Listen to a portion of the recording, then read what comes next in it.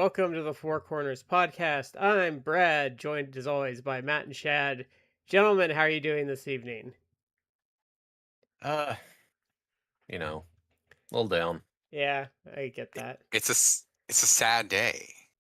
Like, a It true is. living saint has left us. You, I'm you not know, even being facetious. you, Like, you know No, what's weird is 100% true. is that that interview with her talking about her health was like literally like 2 days ago.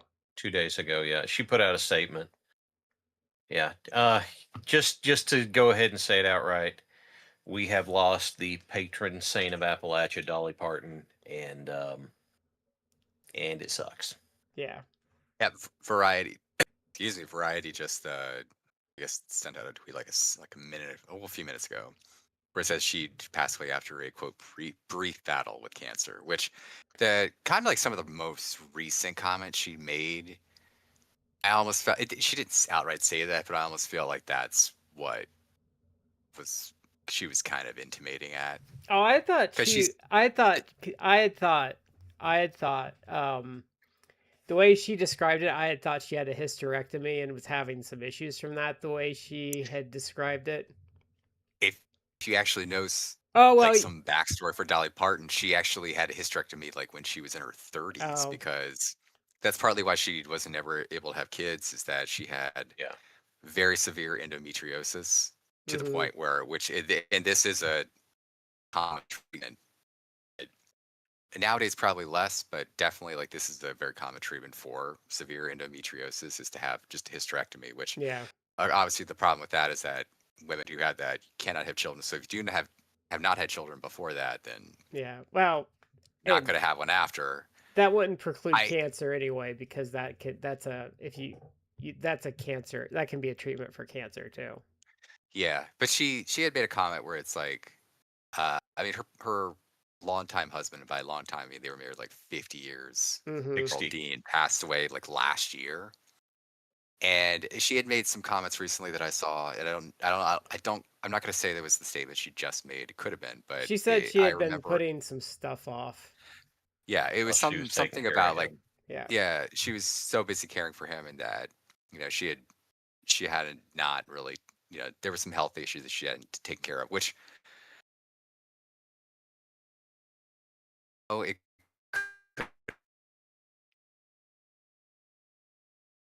Oh, Matt froze. That's a interesting spot to freeze on. Um. Yeah. Oh, he usually doesn't freeze this long. that, Oh, there he oh is. my God, am I back? Yes. Yeah, you're back.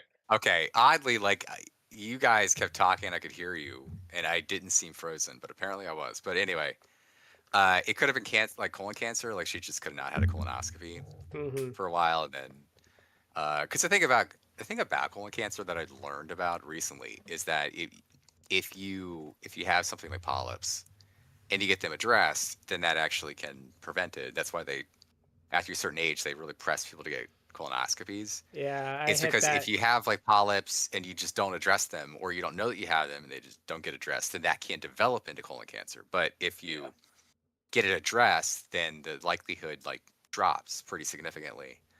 So it could have been something as simple as that. Yeah, I don't know, I but hit that age this year, so yay. I know Mm, I need to do it. I just I I don't did I'm know that. right up next to because it. it's I did it's a that. very unpleasant procedure. I if they'll let you do it, I did the box. Oh yeah, Cologuard. Yeah, I did the box.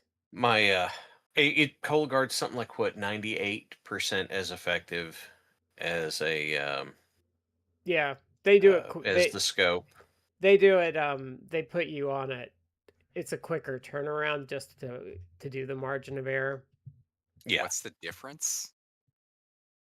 Say that Well, out of one ignorance. of I them. don't know. So Cologuard is a um, it's a mail-in. Like they give you the kit They send you a to get a box. sample, Yeah. and you mail it in, and then they will test it in order. Yeah, I know. I'm not looking forward to the idea of taking a dump in a shoebox either. But Well, um, you can they have like a link right in the thing, and you can have it picked up at your door too, so you don't have to yeah, like take it somewhere. but it's that way you can do it faster. You get results faster, and it's 98% 2% as effective And you don't as have to having do a. the liquid stuff and all that, and like Yeah. starve yourself and all that.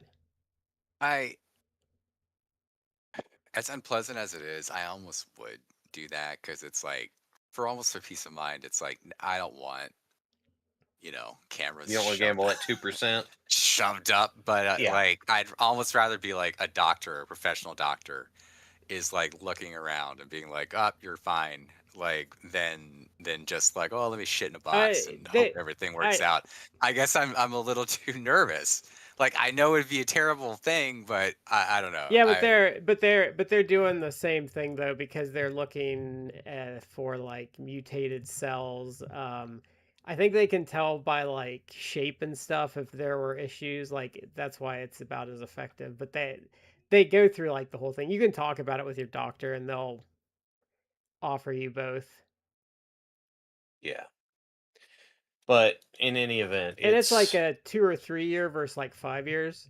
So even if there was yeah. something wrong, like you wouldn't they would have you back in the thing quicker. But yeah, it sucks that she's gone. How old was she? She was like 80 something. 80. 80. Yeah. 80 on the nose. And I think she lost her husband about 18 months ago. If Yeah, that's right. that happens a lot with Yeah. long-term couples. But the other Yeah. thing, since we're on the unfortunate topic of death, we were going to bring it up and it kind of got overshadowed a bit, but if you're in the IWC at all, you probably know who he is, but Rovert passed away this past week, quite unexpectedly, I would say. Well, yeah, I know in recent weeks, months, he had been in a fight with everyone's favorite, allegedly coke addicted former sports agent Nikki Pickles. To the point where like they're really feuding, and Nikki Pickles was like, doxing him, doing all sorts of weird shit. But uh, look, I run like our Twitter account. I've had experiences Oh, I with think we've all with had uh with experiences with Rovert. him. Yeah. Mine have just been like related to Twitter, and it was not that bad because I mean, it's like we had that you had that fight with him, and we were making jokes about it for a while because you were right. But like, if even like it's a fight, like it's an argument. there, Well, and obviously the biggest one is like with us. He was like after Ethan Page left for WWE, he yeah, was like basically saying like this is on the level Stone Cold Steve Austin or Steve Austin before he became Stone Cold, making it to WWF, which is like, you mean this Ethan Page is going to be like literally contribute to the boom of yeah, a new It's wrestling golden age. even comparing Ethan Page at that time to where Steve Austin was when he left WCW was disingenuous. yeah. Like, no, that didn't work. But what I didn't get though is like, I'll say like I thought he was a bit of a lolcow, but like I didn't have any ill will towards him. Like he could be insightful at times. Like he did have like some sources, and there are some interesting things he told at times. But there are people that like hated him, and I didn't get it.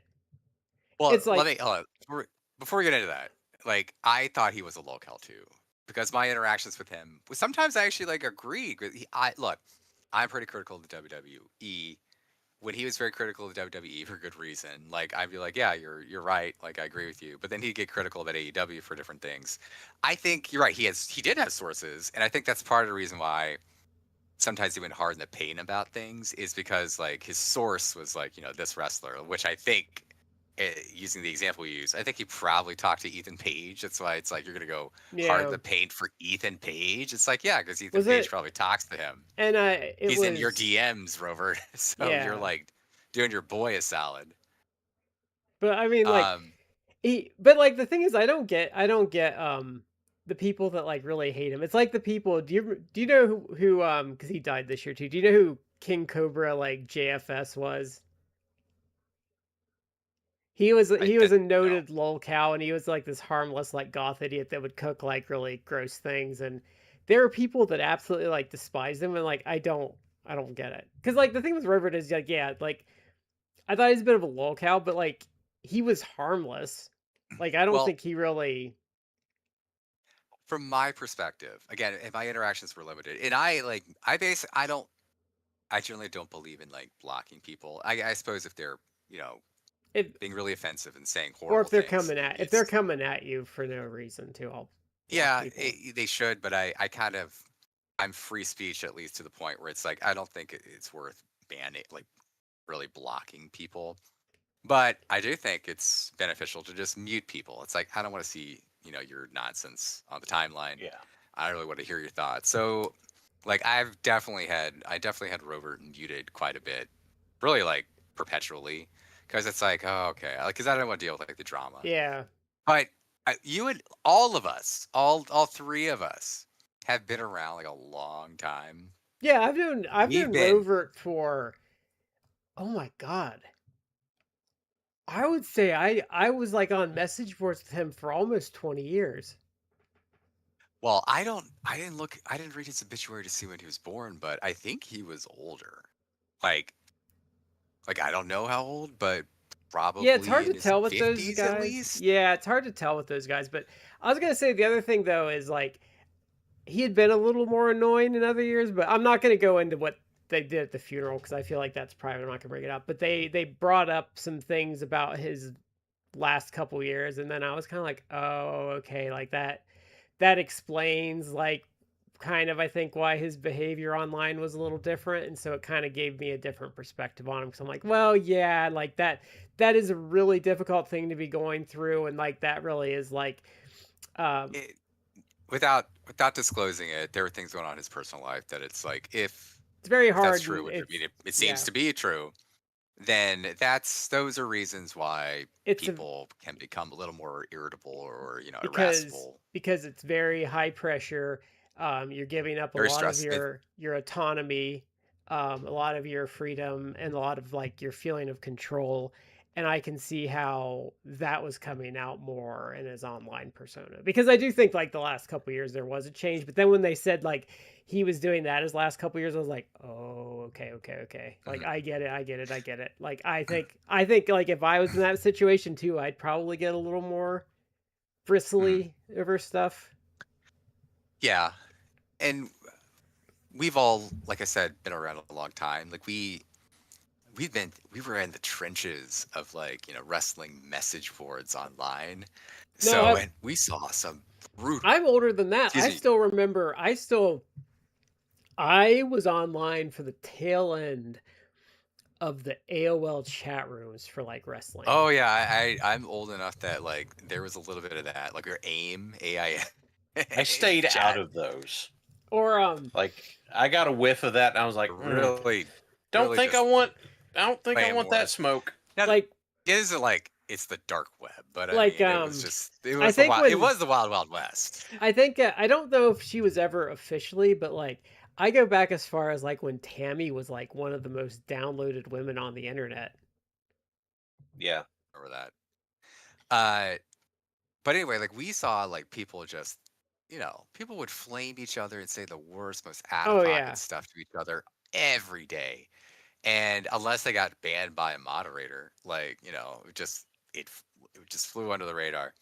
And so having like interacted with Rover more like the last few years, like it was I don't want to say it was like no big thing to me, but it wasn't any big thing to me. It was just like okay, he was at best to me an annoyance. It's like, all right, I'm just gonna mute you. I don't want to like deal with you being crazy or being Yeah, silly.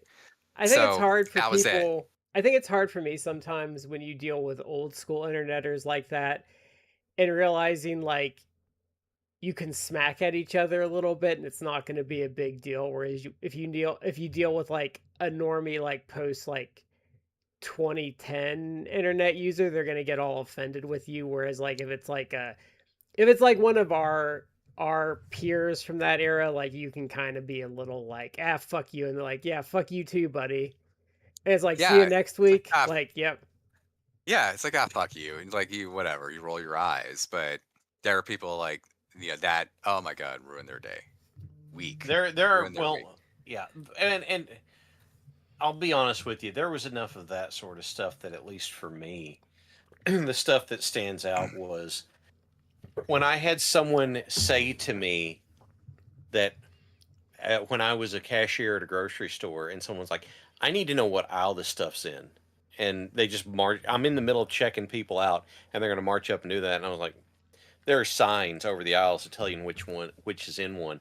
And someone on one of the message boards that we met on says, "Fuck you! I hope you die bleeding from your eyes, asshole." And I was like, Okay. what the hell is your like? That's the stuff that stands out to me, because the other stuff, it's Yeah. just like it was so dime a dozen, you never thought of it. It's like, Yeah. yeah, sure, fine, whatever. But then that guy was like, a death threat or a death wish on me for being snot for clapping back at a what we would call now a Karen. It's like, Yeah, it's the like hell's your problem? because like I come from the era where like um I don't know, like people like with online gaming apps stuff like, well, like yeah, I come from an era where a guy would call you a Jew, an N and an F in the same sentence, and that's just Oh kind of what yeah, happened in that's any called Oh order. yeah. Xbox Live Yeah, in Yeah. the aughts. Yeah. Imagine, imagine Xbox Live, but it was like it was in text form, like on message boards. Oh yeah, That's yeah, it was. I told it was the wild.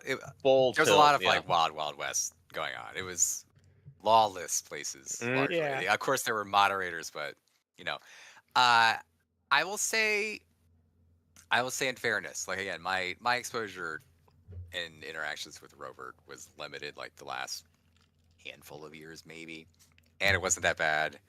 Again, he was at best an annoyance at times. Sometimes I thought like, I agree with your points.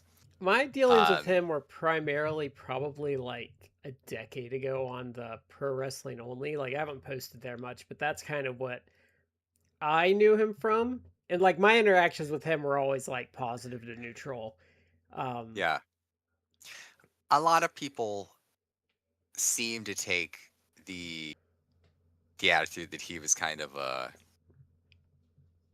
don't know how the way to put it, almost like a not that maybe this is an analogy I'll use. It's almost like he did the old Looney Tunes cartoon where it's the what was it? It's like is it the dog and the fox or coyote where it's oh like yeah, they clock in.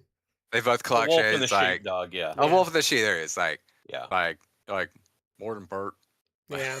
more than Steve, and it's like they clock in and then they spend all day trying to fight each other as bitter mortal enemies. At the end of the day, like the whistle blows. It's like, all right, same time tomorrow. Same time I tomorrow. think See you he then. It's like I think the dog literally had him by the neck and was punching him in the face when the whistle blew. It yeah, was like, "Oh, okay. Time to go home." yeah. It, but I mean, like it's like not punch clock villains, but also just like gentleman opponents, where it's like we're now on Twitter, we're going to argue with each other, and then you part way, and it's not that big of a And you know what the funny thing is like even well, I mean wrestlers were commenting on it and Meltzer was, but I think what kind of my hope is that never comes true. Always hopes, but that if you kind of like got at least a she's recap of his very has good funeral. thoughts. I haven't Oh, seen that. I Um, like on the what I was gonna say is my hope is, which won't happen, but like people will actually like at least get a recap of like what was said at the funeral and realize like, oh, there was a he whole person that like wrestling never came up in their life outside of that, and like realize that like some of the like when you're dealing, especially on Reddit really needs this wake up call. Like when you're dealing with someone online, they are a complete like person Yeah. off of the screen. yeah, I will.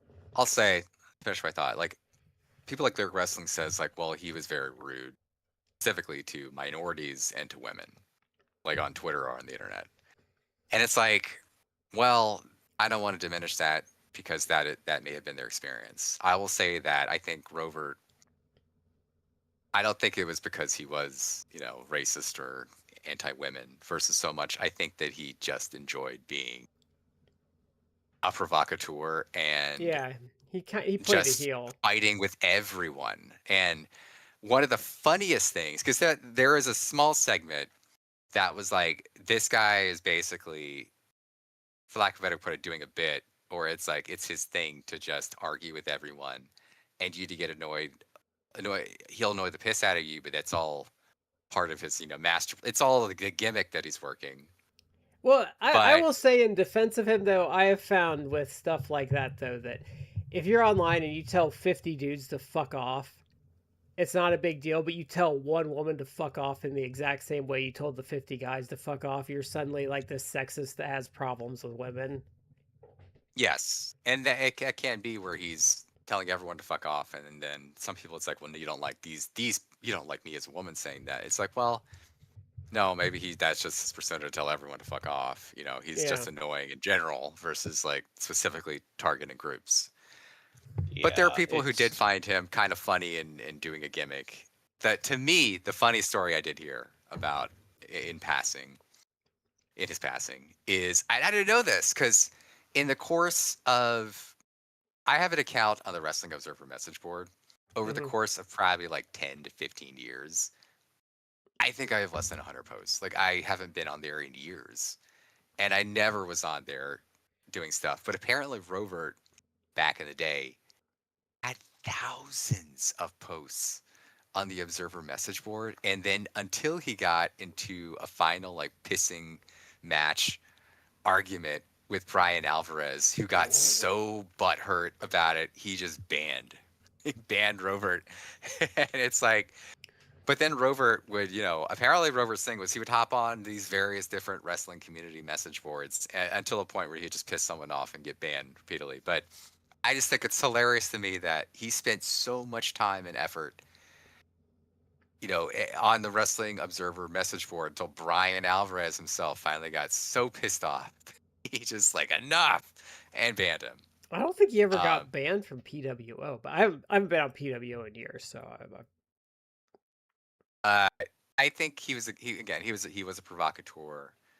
He could be very prickly, and he could annoy the piss out of you. But to me, my experience was that he was, you know, he was more of an annoyance than the ghoul of the internet wrestling community. But he was ubiquitous almost. Like almost many people, if you're around long enough, knew him oh, he and even interacted with him in some fashion. there was because I won't say who, but a certain wrestling journalist that's not Meltzer has a thread on Kiwi Farms, and there was mention of Rovert getting a thread at one point on there.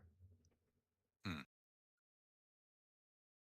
You would know, you would probably guess it if you thought about it. It's not like one of the big journalists. I'll add one more thing that I thought was funny because people were like clowning on this, and it is kind of clownish because it's like, oh my god, I guess on the flagship, their Patreon. I don't know if it was Joe. They they posted almost this like soliloquy for for Robert, and they go, even if about him or his life, I don't know what where it's gone. Budsman of the internet, life as a pro wrestling pundit, analyzer, writer, and podcaster always had Robert in it, and part of me felt there was always be a Robert in it. Today there is not. It's like it's, I don't know if whoever wrote this was doing it to just be funny or whatever. I don't know. I don't subscribe to the Patreon, but if not, it's like, come on. Like it's not like that. It's just funny. It's funny in the sense that you're right. Like Rovert was, like I said, ubiquitous in the wrestling community. Now, you know, dead. Yeah. So There's been a lot of I people. if That's the sad it, thing about this to me is like, I mean, since COVID, a lot of people, because if you're not part of the Phil Singer game community, like a couple of like stalwarts, like decades in that community have died this year. Like cornerstone people and like the wrestling community's kind of had that. Cause remember, fuck, I can't remember his name. That one podcaster died last year. Chris Hyatt oh died. yeah, The guy that founded 411 Wrestling, Zonka, yeah. died. Mm. There was someone else that died too. Oh, Dean died. The big one, Dean Rasmussen, who obviously they've done a couple Dean shows, which the last one I think was like a year ago or almost a year ago because we They reviewed it on the show. well, no, they did one after that, and they might have done another one. I Oh, think did they do a third one? they did a third one in like September or something of that year. I think they wanted to do them semi regularly. I don't know, like they're not going to do it monthly, but I Yeah, think they wanted to do more than just one a year. And they obviously I'm not going to say that they were put on by Tony Khan, but Tony Khan obviously lent AEW talent to to it. the So second one. Yeah, yeah, and that's that going back to like talking about message boards. Like Tony Khan is famous because it did get revealed like back in the day. He was part of the DVD video review message board, which I was on back in the day too. yeah. So who knows if I ever interacted with Tony Khan, like He's possibly. well, we're kind of burying the lead on that. He is the originator of probably, I would say, the most infamous wrestling thread of all time, which is the pro wrestling sleaze. Yes. That thing just, it's staggering how fast, I guess it's really not, how fast it took off, but it's not, I guess it's not staggering how fast it took off, but just how big it got. The fact that Because the fact that like RJ City asked the Rock and Roll Express about glass tables and they knew the joke. it took them a minute, but they finally got it. No, Ricky They sat Morton was there and almost like, I'd run. they sat there for a minute and they're like, and then all of a sudden it came together and Ricky starts laughing Didn't he and like Robert's smack? just kind of sitting there. Yeah. But remember, I think it was a shoot with Honky Tonk Man and Raven, and they were going through Yeah. them. Because that one came up, and Raven's like, I don't think Ricky would leave. Yeah. He said, I don't think Robert would leave. Oh. But it's come up in other things too. Because, I mean, I always just laugh at the Hacksaw Jim Duggan with the dildo blender, which I'm sure is fake, but. Yeah. Just, that was, I don't think it's unfair to say that that was a very strange era for online wrestling discourse. Yeah, that And was maybe kind I'm of. being too snotty by calling it discourse, but That was kind of, I would say, like, I don't know, that was like kind of after the initial wave of like wrestling discourse, and it was kind of changing into like a more modern thing. yeah. I would say that was the last era of like, if you were discussing wrestling with someone online, they knew their shit. And then after that, because you don't even get that on, I mean, I think it's a worthless subreddit now, but even like R squared circle, like there will be basic things people don't know that they Yeah. should know. Okay, so here, as an example, that first of all, that sub is so large that it's hard to tell, but it popped in my YouTube algorithm the other day, and so I opened an incognito window to watch, and it was, I don't know, it's this younger looking woman who, it's her first time watching AEW, and I tried to give enough grace to be like, okay, she's only watched WWE up to this point, and she's trying out AEW, but I was biting my tongue, not screaming for her, referring to longtime typical wrestling tropes as WWE things, and are they ripping them off? And I was just like, no, no, this is basic. Oh my god, I'm watching, and I toughed it out because I was like, I want to see where she falls on this, and because the thing that was kind of a salve was her talking shit about WWE being boring and doing the same thing for the last number of years. And she was like, okay, this is really different. And I think I can get into that. And I'm like, okay, all right. This is the process of somebody branching out and learning.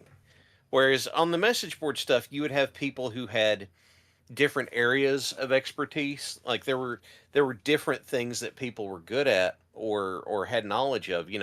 Whoever it was that did the tape trading could talk about the stuff from Japan, Yeah. or whoever it was that was in primarily the Northeast would talk about the Ring of Honor shows and that sort of stuff. And then there was the one guy that everybody referred to as the guy who knew what all the moves were, and it's like it, after following that for a little bit, I'm like, it's really not hard. It's building blocks you put together. You know, Yeah. if you grab somebody and for a DVD and then flip them up, that's an inverted DVD, which is the burning hammer. But if you have them for a DVD and you take them the opposite direction of doing, that's a reverse. It's like that sort. But And like I'm not expecting you that's how like we learned stuff yeah. was batting things back and forth like that, as opposed to being no, And like you're I'm not wrong. and like the thing is like I'm not expecting you to like know 1950s wrestling or like what happened on a specific Mid-South show in like 1984. But I'm talking about like foundational things where people like don't know who Nick Bockwinkel is. And it's like, no, if you're on the internet talking, you should at least know the name. You might not know what he looks like or have seen him do anything, but like you should at least know who he is. I maybe Yeah, this is my. Go ahead, Matt.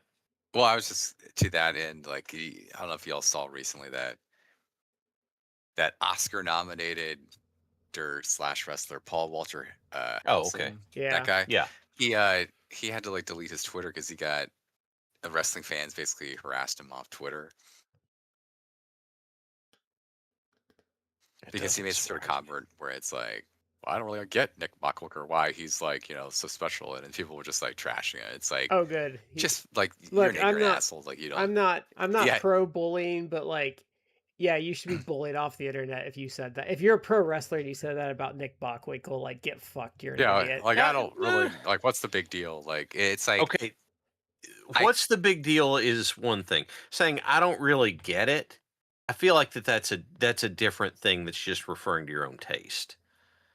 I I kind felt of, a little bad. I I think feel like, I think he's trying. I I feel like, I feel like even if it's not to your taste, like you should, like there are things. I can't think of anything off the top of my head, but I can say like this is good, but it's not to my taste. Like I can do that with a lot of stuff. Video games, there's movies I've done that with, even matches where I'm like, this is good, it's just not like my thing. I Um, know full well that the like okay, the style that I like to watch started in the mid '80s, right? yeah, Like I think we pretty clearly established that. The we've older stuff largely just doesn't hit for me. And therefore it could be so far outside of my wheelhouse that I'm like, I can't tell you if it's good or bad or not because I just can't get into it. And I don't think that that's unfair to say, but I also think that if you're going to espouse an opinion on a particular person, you should know enough about them to for it to be informed. Um, it may just I don't like the trope of someone who's been a wrestler saying, "Well, you've never set foot in the ring, you don't know." It's like, that's saying if you've never worked on a movie or a TV show, you can't be yeah. critical of what you're watching. And That's a bullshit argument. I actually think based on what I've seen a lot of people that have wrestled say, I think actually stepping in the ring can make you a worse commentator on that stuff versus someone that's never done it. But I find myself, and I'm not sure if this is unfair or not. I'll admit that, but I find myself of the opinion of if there are certain basic concepts in wrestling that you are unfamiliar with, I am not taking your opinion seriously.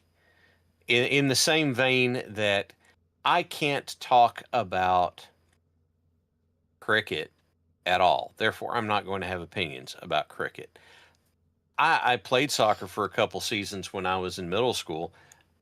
My opinion on soccer should not be taken with any remote amount of seriousness or credibility. Why do you act like you Um, were trying to jump out your window when Matt and I were talking about the World Cup on the show?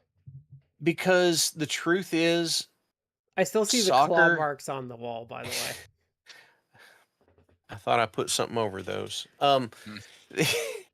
the truth is that soccer, I know some people love it and they enjoy it and it's great. Man,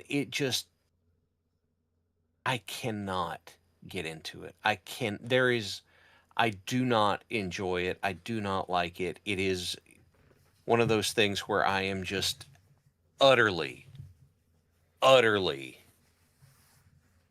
disinterested. And like soccer and golf. I'm sorry, I just I can't. don't I don't And get golf. I suck at I can understand why people like it. I can't. Like, I suck at it, so I also don't play it. Like yeah, I will say though, I will say golf video games I really do enjoy. Like Tiger Woods back in the day, like I would play the shit out of those. But that's different though. yeah. So there's, in my opinion, on contemporary NBA, NFL, MLB, any of that, NHL, don't take me seriously. Okay. I can tell you what I remember or what I liked seeing, but I don't take anything I have to add with any kind of credibility because I am a passing fan at best. Yeah, but Therefore, I feel like though if someone came on the show or like went into our Discord and was like, I don't get that Ric Flair guy, I think he sucks, we'd be like, okay, you're banned. Like get the fuck out of it here. would be a stop of saying there's a difference between I don't get him. Like if you say I don't get him, can you help me understand this? That's one thing, but I don't get him, therefore he sucks.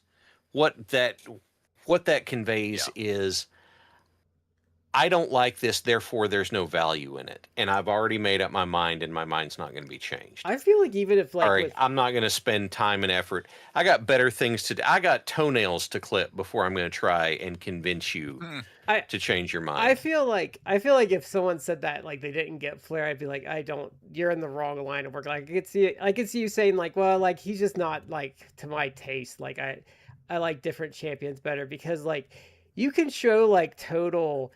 I've showed people that like have never seen wrestling before like Ric Flair promos and they're just into it because like so like I would say someone say they don't get it, I'd be kind of like, well, like maybe you need to like watch something else then. We Maybe it would be maybe I you need to believe put the Bluey back on because I that's more your believe my speed. phrasing is you lack some context with that. And let's if you're like I don't get Ric Flair, it's like okay, first of all, the person is just ugh. But as a wrestler, I think we need some context. So let's we can work on that. Um, but I don't know. It's a It's like Bockwinkel promos are not hard to understand. He uses big words to piss people off. He's kind of mhm. aristocratic, Yeah. in a blue collar area. He's he's arrogant and snotty. Yeah, Therefore, you hate him because he's arrogant and snotty, and and you feel like he's talking down to you, he's also like again in a blue collar area. He's a teetotaler. and he makes a big deal out of it. Yeah, yeah. And that's good. It doesn't the like promo stuff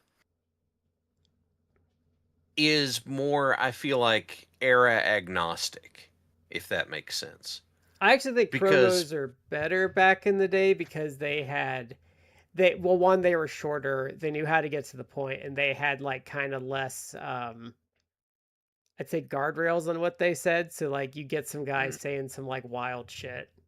yeah, I'm just saying the promos are a good promo is a good promo, and you could drop that in anywhere. To have now, there are some people that I'm going to be like these people's promos are above and beyond because instead of cutting a 2 minute promo, they could cut a 5 or 6 minute promo and keep you captivated the whole time. Eddie Kingston could cut a longer promo and keep you captivated, and that I feel like that would work in any era. The same way Flair could. And Harley Race's I'm the champion. This is my title. This is the symbol of excellence that I will defend, and this is how I make my money and put food on my table. And you're not going to take it away from me. In that gravelly Harley Race voice, you're like, ooh, ooh, that is a bad man. Yeah. Oh, I believe every word he said. Promos, good promos are more evergreen. I Yeah, think that but might be if what I if was you look reaching at for. like the truly memorable like promos and segments though, they're all under 5 minutes. Like the Hard They're Times promo is like I think 2 minutes and 40 seconds. What's another like the Piper hitting Snuka with the coconut is like a 3 minute segment. Yeah.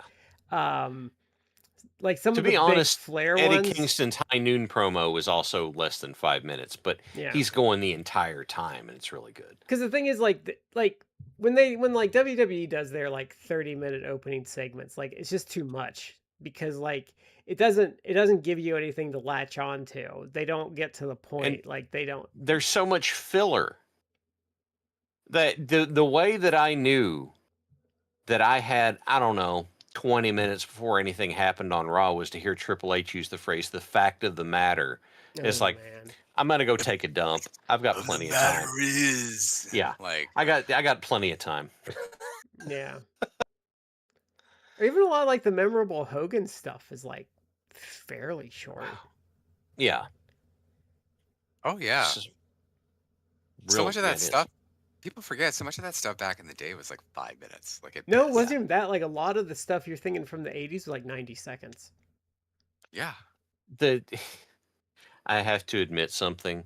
I've got a group of online friends that constantly goad me into doing Dusty voice, and I'm not going to subject you guys to it, but for some reason they just really enjoy that. And it's fun going through and listening to Dusty stuff because you hear the themes or the terms that he reuses a lot, and it's interesting to see. And then when he gets really fired up, he's got a little gasp in between the lines because that's when Dusty's going real big and he's breathing in real hard because he's got more to say. I was just remembering because like his voice cracks me up. Who was it? I was listening to a shoot and they're talking about this is an old Dusty story. It's well known where like some promoter wanted a black wrestler and Dusty was like, "I'll be your black man, daddy." Eh, I'll be your black man, daddy. Oh, Like, who And what we'll be out there in the ring, who and I'll reach out, and when your hand is touching my hand, who was it? It wasn't Teddy Long because that would have been like pre. Maybe it was Teddy Long. No, maybe it was Teddy Long. It wasn't Ron Simmons because I don't. Oh fuck, who was it? I don't think Ron Simmons would have put up with that. Well, it was before his time though. This is like we're talking like the 70s. I don't remember who it was, but that's that's yeah. that's a well-known story though. I've heard that from more than like one person. Mhm. I think it was Eddie Graham. He said that too, maybe. Okay. But yeah, I think that. But like it, we should do. I've never put it up on the thing. We've done like we did the one where like Steamboat came back, but like we really should at some point do like an old episode of World Championship Wrestling just so you can experience how punchy the old shows are. Like where the Oh promos yeah, are they quick. they Yeah. move. Even Nitro era Saturday Night moved. Everything was contained in one segment. And So I think what newer fans don't realize is like a lot of the promos on old TV are like the bumpers where it's like you go to commercial break and it's like the local ones are like, hey, like Raleigh, North Carolina, we're having a cage match with so and so and like blah blah blah and like then the next people come out and it's I'm like gonna be in the Omni on July 13th. yeah. Be there to see me take on Ron Simmons. Yeah, and people like what would happen is like it'd be Tony Schiavone or like Vince McMahon, and like three or four people would just walk out one after the other and do their little bit Yeah, on the backdrop. So like, well, we saw some of those. We did see some of those when we did the final conflict thing, and a I little don't think bit. yeah. But so we have a match of the week. Then we're going to get into some I would say current event type stuff. I didn't want to put Rovert after anything. Uh, just because that seemed like it was cheap. But um, I think we're all a little sad. We're kind of shocked about that because at first I was like, well, how do they know? And I'm like, wait a minute, that was Sean Ross Sapp that announced it. Like, what the? Yeah, it was interesting. Like I saw that tweet, uh, which is like it's crazy. I mean, fairness to him, troll or not, it's crazy that literally a wrestling journalist, whatever, announces your passing, and then the entire timeline just spends like the day or more talking about you and their experiences. It's like it's crazy that in like the really insular world of wrestling, that still like he How made, small it is, yeah. yeah, but that he made enough of an impact that people are actually like talking.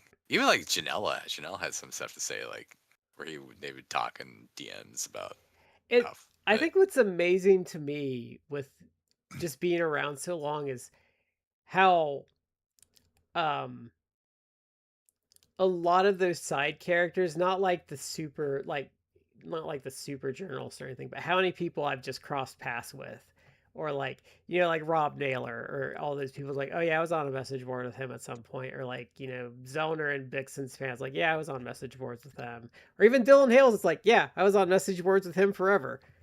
Um, so it's interesting how like small that community is. But so our match of the week, we've only done I think one TNA match ever before, and it was the Scott Steiner and Josh Matthews versus Jeremy Borash and Joseph Parks match.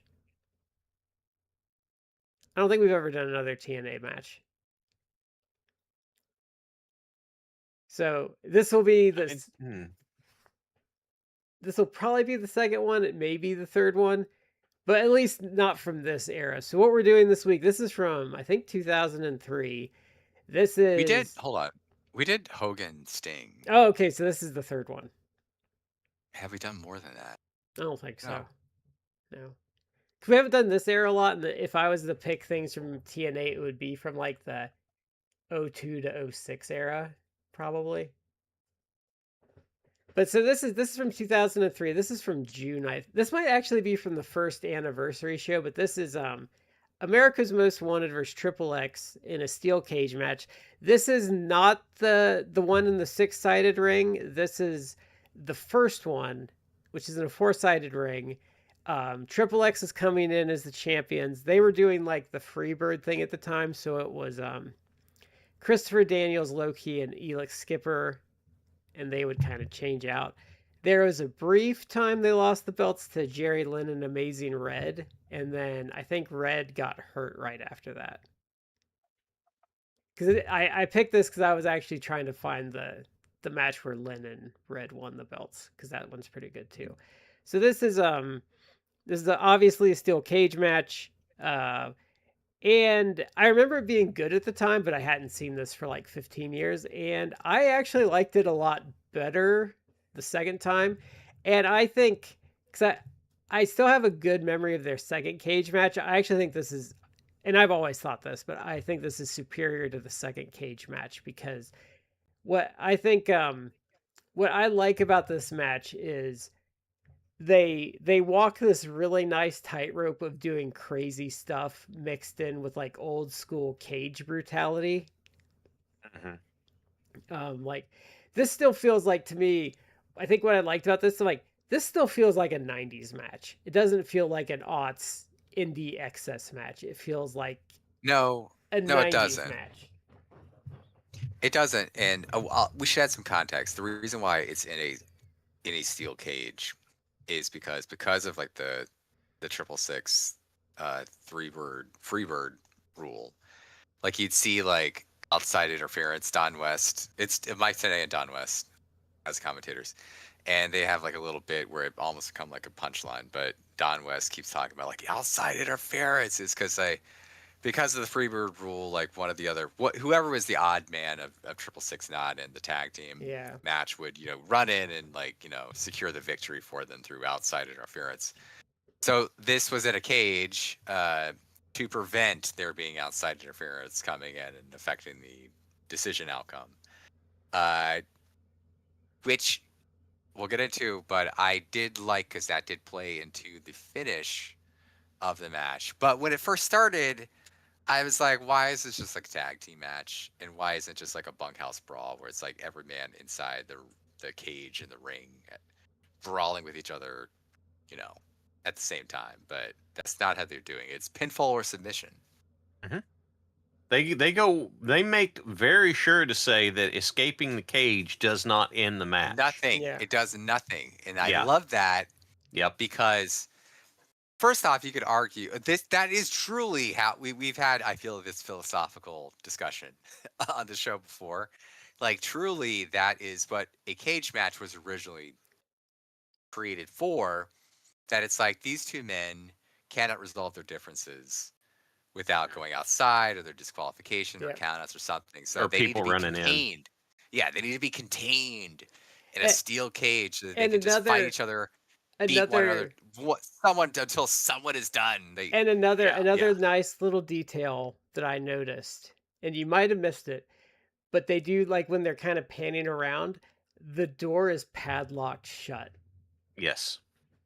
They yes, make it a point to padlock it at the beginning of the match, and so there's no going through the door here, Yeah. or that's the impression that yes. you're getting from it.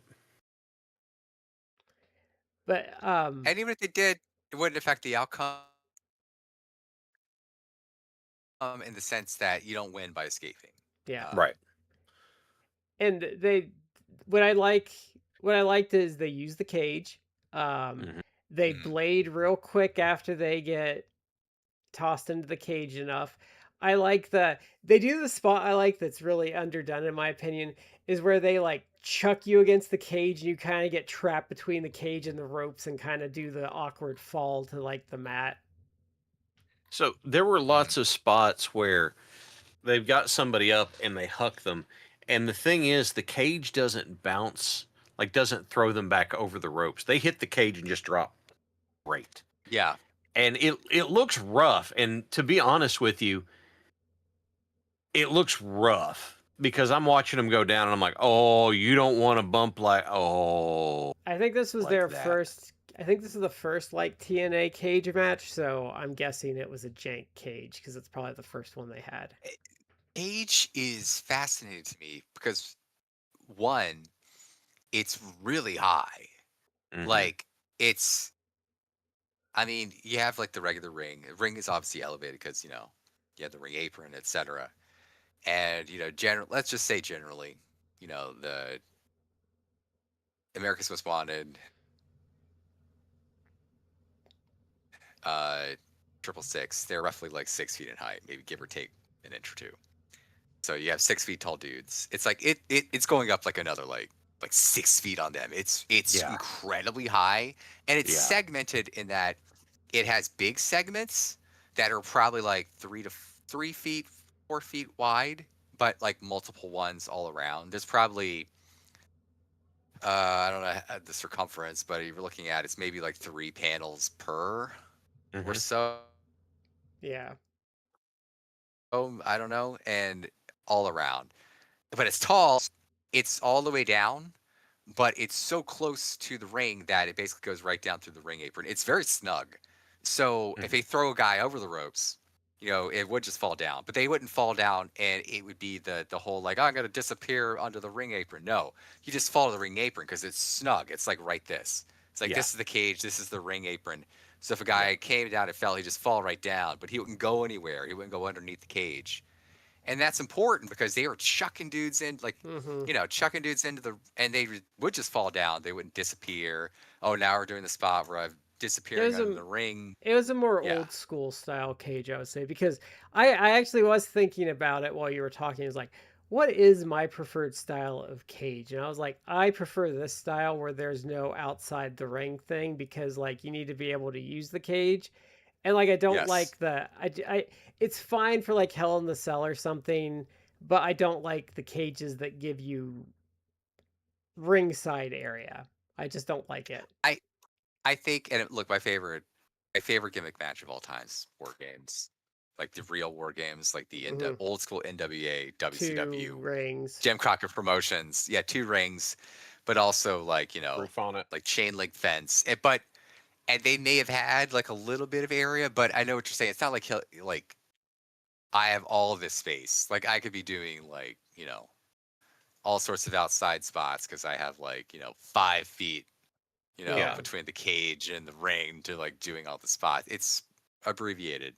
I don't necessarily need it to be like snug to the ring apron. But I did like that it's not too much like chicanery. It can be fine. It can be fine if like Elimination Chamber or like Hell in a Cell, where it's like it's big for a purpose, like you're doing that. But when everything is like that, no. Like I do like it a little more snug. And Yeah. it did have. We've talked again more and more about on the show about what is wrestling like when it's kind of ideal. It's like it's more. I feel you suspend disbelief, and it's better when it's a little gritty. Like Yeah. you don't have to struggle to suspend disbelief because it's like this is fake. What it's wait, Is it? this is fake. It is okay. This is fake, but that doesn't look fake. Like Yeah. oh my god, like that.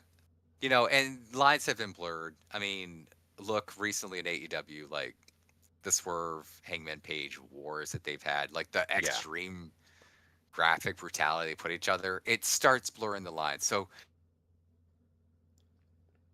gritty, like Like I think it's like, well, this looks homemade almost. I Like, I think like so to get go into ahead. like the pure TV production like presentation side of it. I think like for me what is ideal is like that Jim Crockett promotion, that Memphis, even like I think ECW had like a good aesthetic for wrestling. Like I didn't agree with like necessarily how they did like the production stuff, but like ECW did have that kind of like a little low rent, kind of gritty, you know, little dark, a little menacing. Like I think those are the kind of aesthetics I've always liked. Like WWE's always been like too bright. I call WWE honestly like CGI wrestling because like there's a certain weight that it misses. And I think modern wrestling struggles with that like when you get into like the match aspect of it where things are just too easy. There's not like that hint of like it's nice when you get a match now where maybe something goes a little wrong or they're doing it right and there's that sense of like there's a hint of non-cooperation with each other. So in the same similar vein, feel like that like 96, 97 Nitro, after you do the entrances and the house lights come up and everything looks just a little bit washed out, made that look more in the way that you're talking about. As opposed to everything is finely tuned in terms of color balance and in terms of contrast and all that sort of stuff, looking overproduced. um and so I'm with you, but something you said earlier with the cage on the apron and like close for a cage match, I like that. And the one that comes to mind for me was the one that they used on Nitro, the WCW one that was right up on the apron, and the the the roof on it was not real high up, so it felt real close in. It felt like all that violence is contained. I don't have a problem with other matches if there's a cage involved in other matches being bigger, but that's a separate gimmick. That's a separate thing. That's a separate purpose than a cage match. It's these guys have got to sort it out, and it keeps that guy from running away and or keeps his friends from running in, and so they're going to settle it here. As opposed to I hate your guts and I'm going to kill you, so we've got a little bit of a bigger cage so we can get some more plunder in it or something like that. Sorry, No, I know that's rewinding a little bit, but I really did want to say no, the only time I've liked the escape rules, and I think we've disagreed on that a lot, is when the Bruno Larry match where pretty much the way they did that is Bruno just beat the piss out of him and he was Hmm. like, "Yeah, I'm done with you," and just walks out the door and wins the match. Yeah, which that was the way that was actually the most brilliant part of the escape thing that I've actually ever seen, pretty mm-hmm. much, where he just brutalized the guy to the point where it's like, yeah, I'm done, and he wins the match that way. But also, it's like I'm doing you a mercy. I could keep destroying you, Yeah. but I'm choosing not to, and just left. And And that was more powerful, I felt, than you know anything they could have done with it. and it's Yeah. more and I think what I like about that too is like that's also more like emasculating to the heel because it's like, I'm Mhm. not even going to beat you. Like, I'm done with you and just walking out. It's just that, yes, you're right. Like that particular time sent the perfect message. But that's not what usually happens. And that's No, not how it's usually used. And it might have been that they were chasing that kind of feeling for it for 30 years. I don't know. I think it was a But New the truth, York thing for a while. I will say I did like the Hogan Orndorff one, but they were like kind of clever with it. And I just like Hogan Orndorff matches because they just potato the hell out of each other. Um, but like I just you can do the escape thing okay. I just think it's a dumb gimmick for like a grudge match. yeah, it to me it just misses or defeats the point of a cage. Like here, perfect example for it. St. Valentine's Day Massacre pay-per-view. Oh, that's And so it's stupid. Steve Austin versus Vince McMahon in the cage. And what happens is Austin, beats the shit out of Vince and goes to leave and then comes back to do it again. And then comes back to do it again. And then comes back to do it again.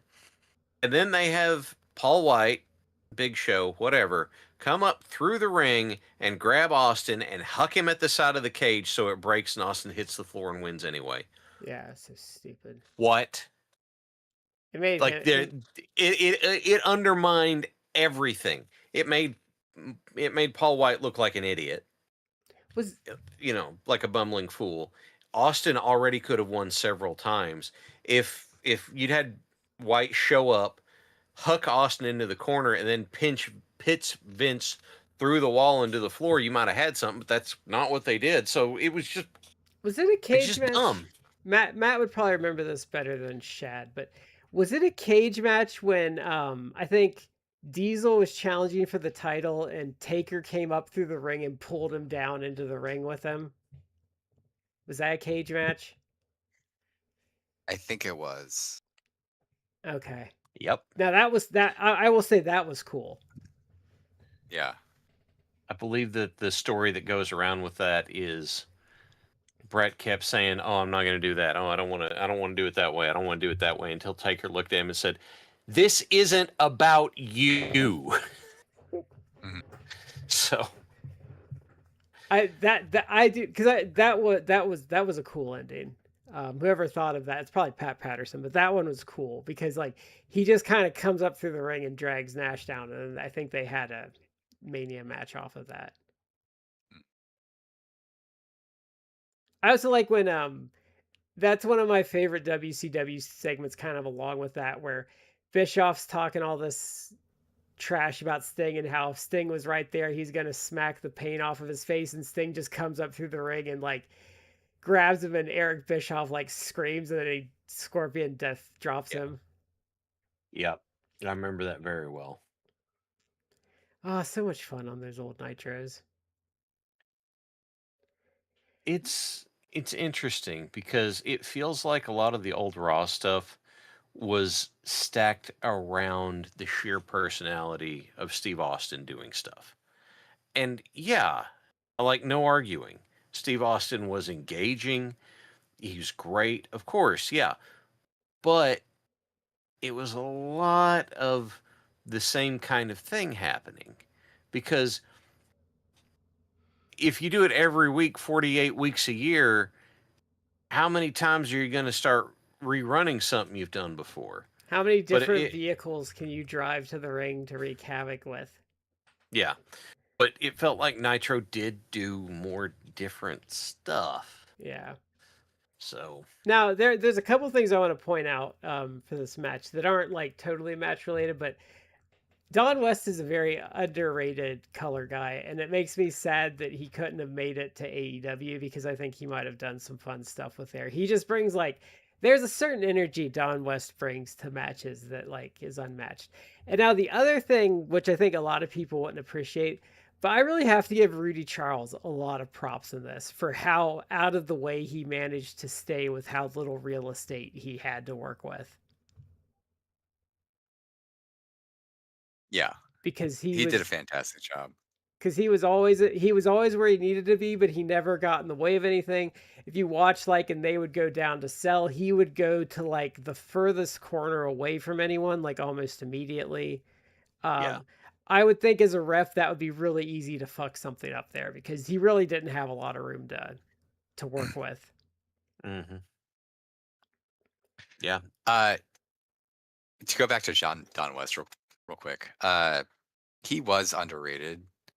Uh, again, a guy he started as a QVC host, like wasn't, and he became kind of so endearing that when he passed away recently, like not that long ago, Yeah. cancer, there was a lot of outpouring of love for him. I remember this is my own experience with Don West.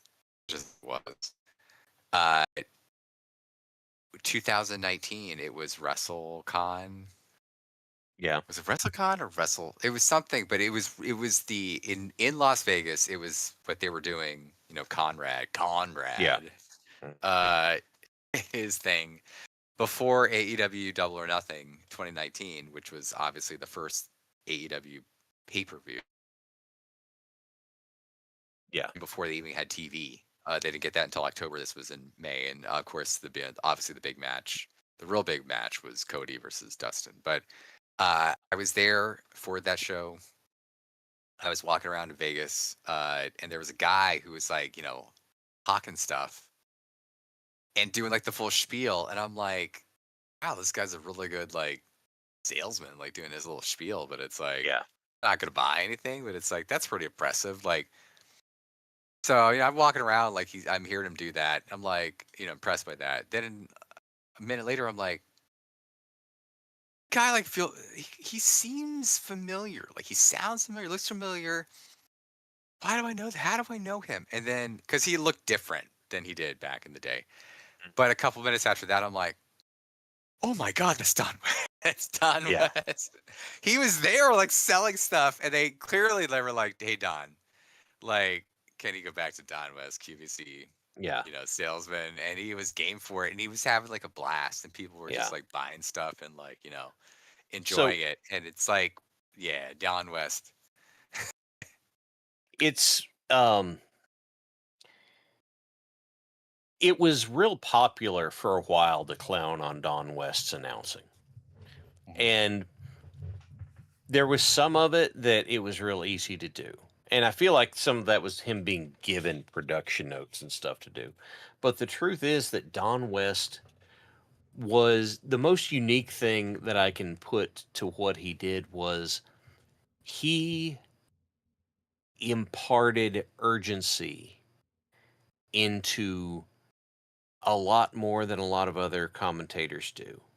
And And he learned yeah, wrestling. and his urgency, even if it did seem kind of over the top sometimes, didn't feel faked.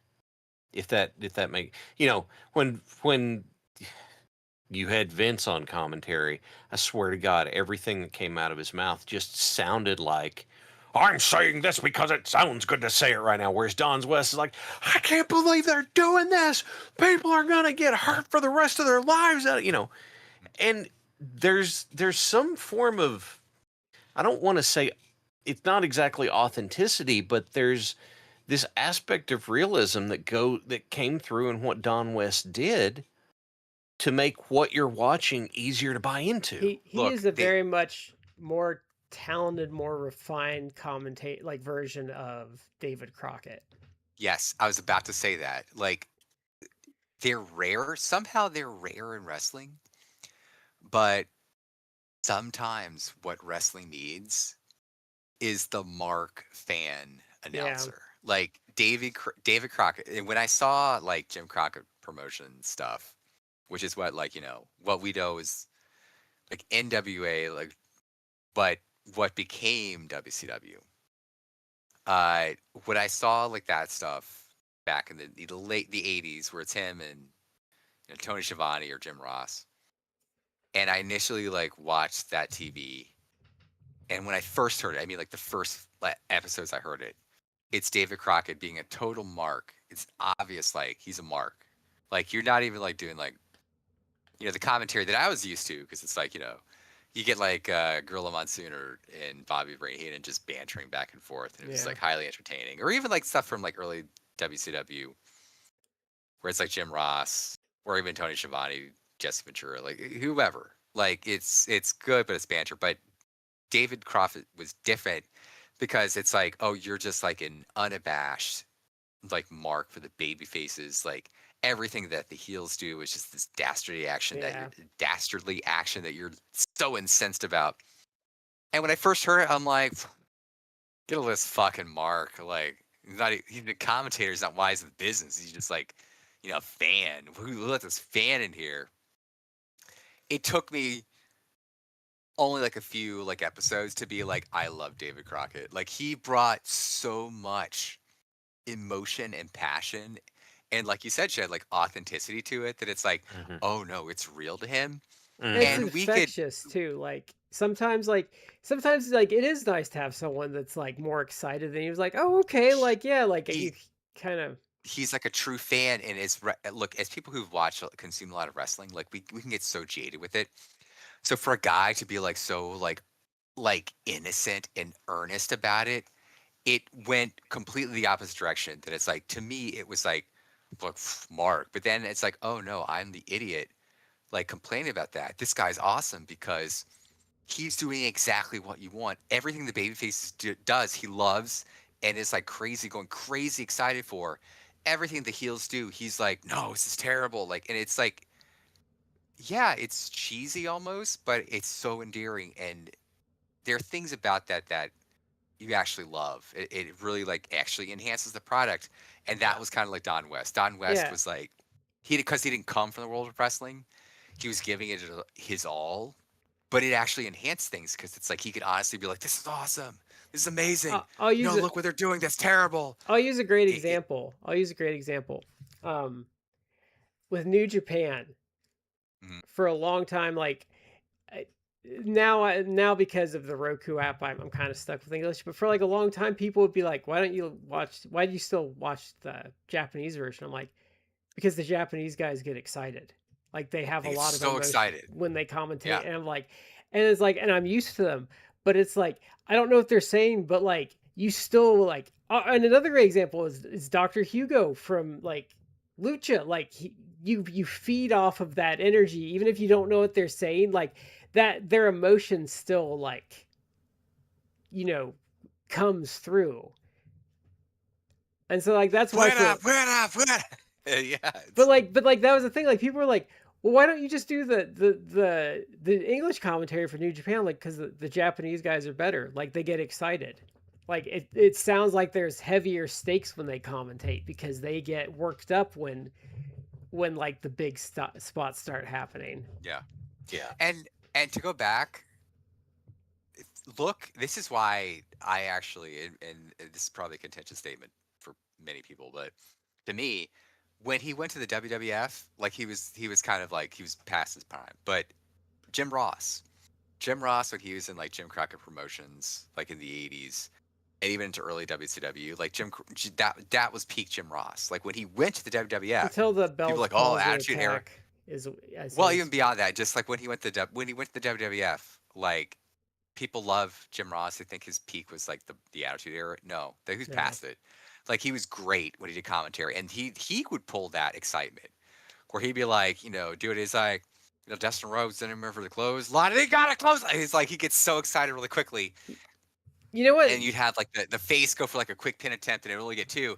But Jim Ross gets so excited really quickly, and it to me it enhances you know what? the actual commentary. You know what's great about Ross that I think people don't appreciate, especially Prime Ross. He kind of lost it in the Attitude Era because the character needed to.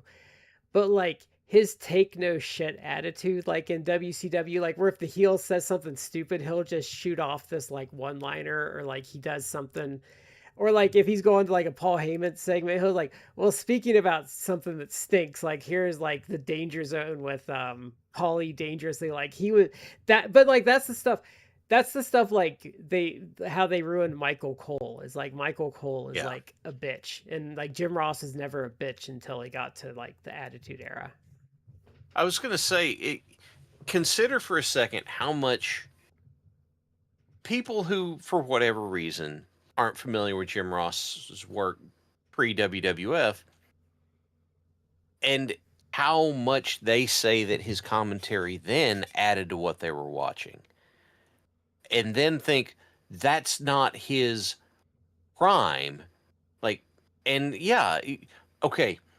My go-to, if I'm gonna say that, even though I hate the match, my go-to for Jim Ross's like best is gonna be the Mankind Undertaker Hell in a Cell. Why? Well, Because it's there's genuine. I don't Oh yeah. huh? I don't think that I think the authenticity is real when he's saying somebody stop this damn match. Yeah. I think he's yelling in the microphone at the back like, what in the hell is wrong with you? Cut My this God! off.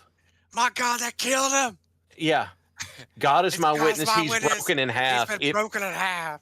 It feels Yeah. like that he is trying to be like, what the hell are you all doing? It's I can't believe that he was not clued into that spot. no, Yeah. you've been to Mick Foley's like one man show, haven't you? Yeah. So I've not. if you've never heard him I've talk, been to his most recent one. so That's if you've never heard him talk about it in person, so he talks about like how Terry Funk and Undertaker were stalling for him, mhm. and Undertaker chokeslams Terry, and he comes out of his shoes because he kind of came out like to improvise. He says like, I came too, and he's like, and there's just shoes just in the middle Yeah. of nowhere, and I was like, what the hell happened? So his most recent show, he adds something to it because he says that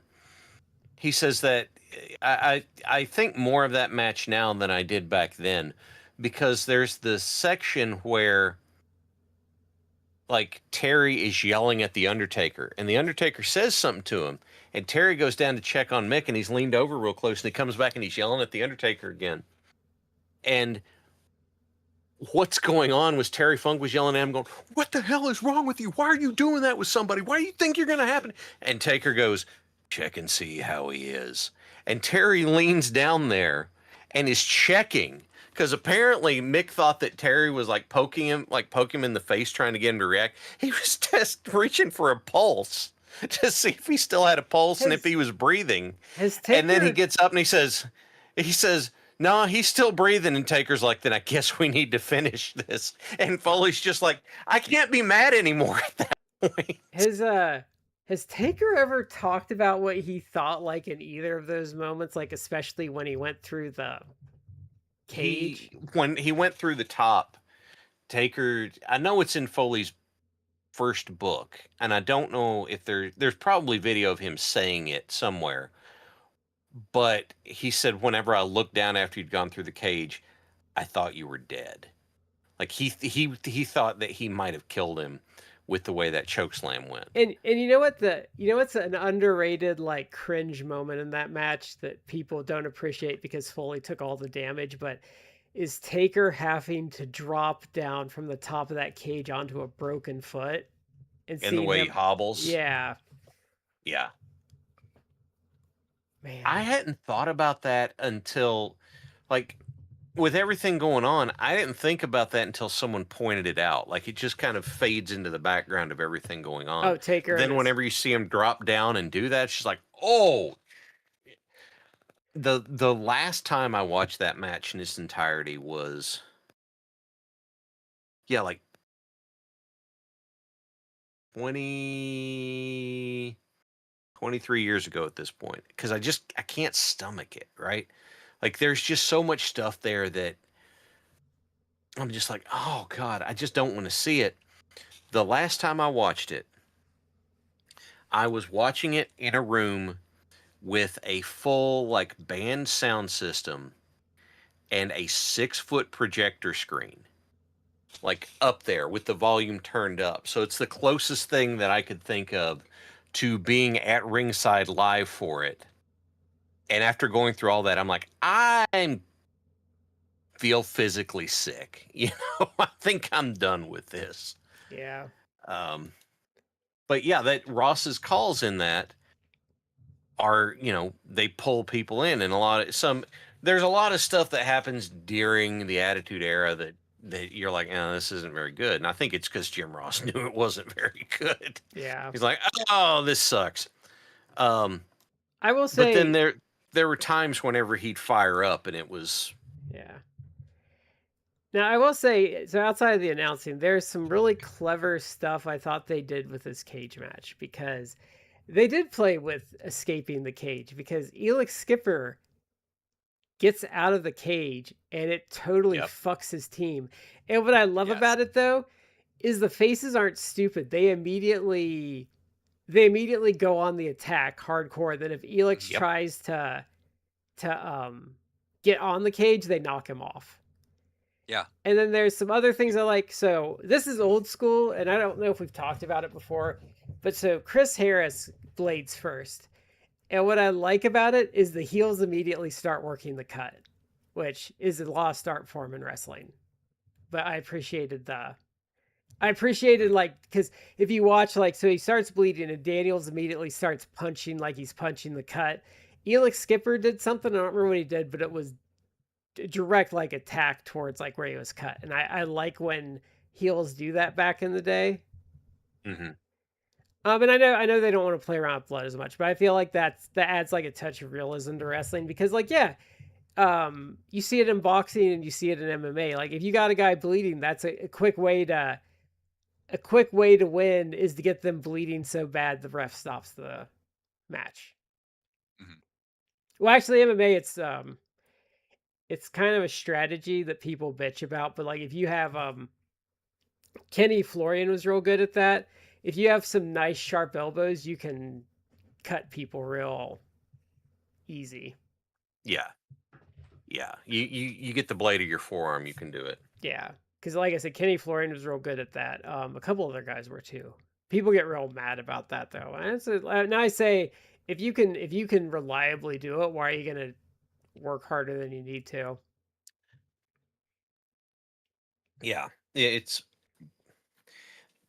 another thing this match does really well is that the pacing is really good because the pacing heels doing stuff and then the faces come up for it and then the heels shut them down. And so it goes in waves. It's not your standard match structure. It goes in waves, and as it does, it keeps coming back to the heels shutting them down until the heels make a big mistake that they can't recover Yeah, from. and to Right. go along with that is they're not just rapid fire doing shit. Like they'll do a big thing and then they'll all just lay there and they have to all like fight back up to their feet to start it over again. Like they let everything breathe. Yeah. And then Shad was very. I did watch the finish because you always complain about big leg drops like that. He came down on his hip. He came down like I kind of it on it his butt on his hip. So, yeah, there was a big move. America's Most Wanted did their finish on Christopher Daniels inside the ring, and it doesn't get a 3 count. And meanwhile, Elix Skipper, he had been outside the ring, and again, it's not just like a short cage. He's got a scale, and he actually took some bumps like crazy. Like he's trying to climb the ring, and a couple times he's tried to do it, and he got knocked down.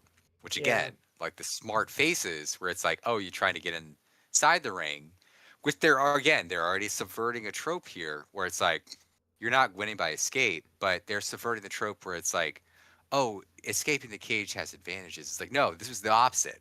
yeah, It's like it's a match that has to be concluded inside the ring, and one of the two men on this tag team got chucked outside, and so like he's got to get back in because now it's 2-on-1.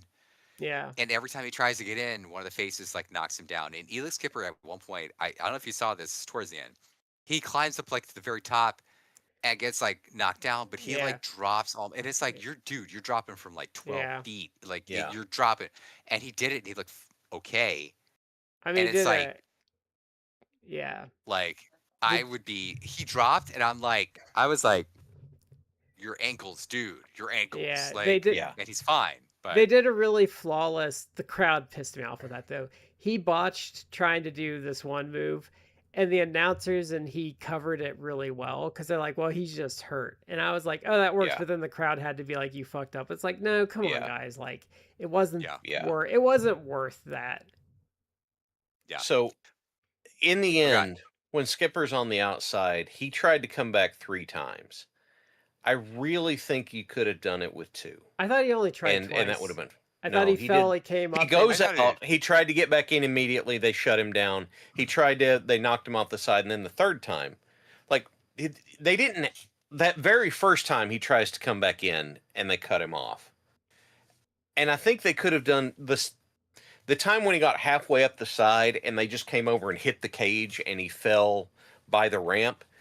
I think you could have just left it alone at that point and been like, nope, that makes perfect sense, as opposed to doing that drop all the way from up there like you were talking Yeah. about, Matt. I get it. Like I that get it. was unnecessary, and I don't feel like it added to the match what it cost Skipper Yeah. to do. I did like neutralizing him right before hitting the big move though. Like there was like a oh, he's like done. But I mean they could have done that. They could have done that with a smaller bump, but I would have probably removed one of the earlier ones and had them knock him off the cage right before the finish, because like I said, then he's like totally removed.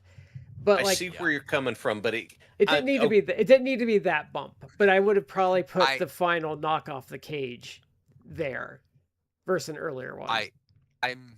I feel like I'm with you, Shad, because in 2026, like this was this was June 2003. So Yeah. you're dealing with an over 20-year-old match, yeah, almost 25 years. Yeah. I'm with you. Like in 2026, like inside more than 2020, like we've talked before, like we've watched stuff from like the aughts or ECW, where Yeah. we see like unprotected chair shots, and I just like I cringe because we know now what we know now, and Yeah. it's like, no, this is fucking terrible. Like these guys should not be taking these bumps or doing these spots. So Man, we even though kinda he did then, apparently too. was fine, like So, yeah. Eli Skipper taking that big spot, I was like, because Yeah, it's I like, dude, wouldn't, your ankles. I wouldn't have done Like, that. I would have, like I said, I wouldn't have had him take that bump, but I would have put them knocking him off the cage before the end there, though. So the other thing, and this is me coming from a in the ring, this is why I'm of this, is doing the diving leg drop from the top of the cage is a spot where I feel like it was like that's not a spot that has lived on in infamy, and it cost Chris Harris out of his body more than it added to the match again. Now, they could have taken Skipper out and just done the same finish again, and it would have been fine. To be honest with you, at that point, I don't think anybody really would have complained about it. Having to go up top, doing a leg drop from the top, even if you land on your hip, is still bad for your hip and your pelvis. And now you're the tag champs. You don't get any time off. So you're going to be walking into your reign hurt, which is why I didn't like it. I feel like in this kind of blood feud match, though, that if you don't finish it with your regular finisher the first time, like it's redundant to go back to that finisher. You have like this is kind of like where if this was like all Japan in the 90s, that's when like the Ginsu Burning Hammer comes out. Yeah, that's where like the big. So like I agree with you on the bump part of it, but I do think it was the right call that the move had to be bigger the second time, because then it's like, oh fuck you, we're gonna make sure you don't get up this time. They also wasted a perfectly good finishing spot earlier in the match. Matt, you go ahead, then I'll come back to it. Well, no, I was gonna say like the finish. I even wrote it like in our group chat. I was like, that was a wild finish. Like it made me cringe because I'm like, It's only because like it was so high up, Yeah. like taking and that again, that's almost like it's an artifact of the era. It's like they would do shit like that, where and in fairness, I mean TNA at this point they were still like the NWA, like Yeah, they were in it was WATNA until like yeah '07 or '08, which is hilarious yeah because that one's another instance of the NWA like shooting their face off with a shotgun because like they had gotten to the relevance where PWI was recognizing them as a world title again, and then they blew up their relationship with the NWA, and then they started to rebuild again with NWA Hollywood and like Adam God, Pierce. Adam Pierce and Colt Cabana having like all those matches for the NWA title, and then they fucked that up like 5 years later. Which I want to do that one day, but like that's another like the NWA is just really good at like shooting their foot off. Hmm. So the other thing I was going to say is earlier in the match, they had a perfect finish spot. And they did that thing that we grumble about where it's like that would have been a perfect finish spot was that top rope power bomb spot they did Mm. would have been the perfect step up for a finish spot that way. But that was the high spot and that irritates me because it's like that was that was a really cool spot that could have been your ending. And I understand you wanted to. He Skipper wasn't outside the cage yet. Like Skipper was the one that took that power bomb. Okay, fine. But the fact that you blew something that cool to do a near fall irritates the hell out of me. I think this is not a defense of it, this is more of a contextual thing. I think in that era though, people weren't as willing to win without their finisher. Like I think that's what would inform their thinking on that. Like I think now they might finish it on that, but like I think back then if you weren't winning it on like a flash pin, you were winning with your finish. Because like I think it depends on which company we're talking about. I think Because TV like companies AEW will do. well, A, but we're talking about we're talking about like 20 something years later with guys that have worked Japan and yeah. Japan being a much more ingrained into the culture of like North American wrestling versus 2003 where this was like still like pretty much the same TV product that had been there in the 80s and the 90s. So like Hmm. I think it's like AEW is a different animal and even like WWE with like Cena being willing to think outside of the box on his finishes. Hmm.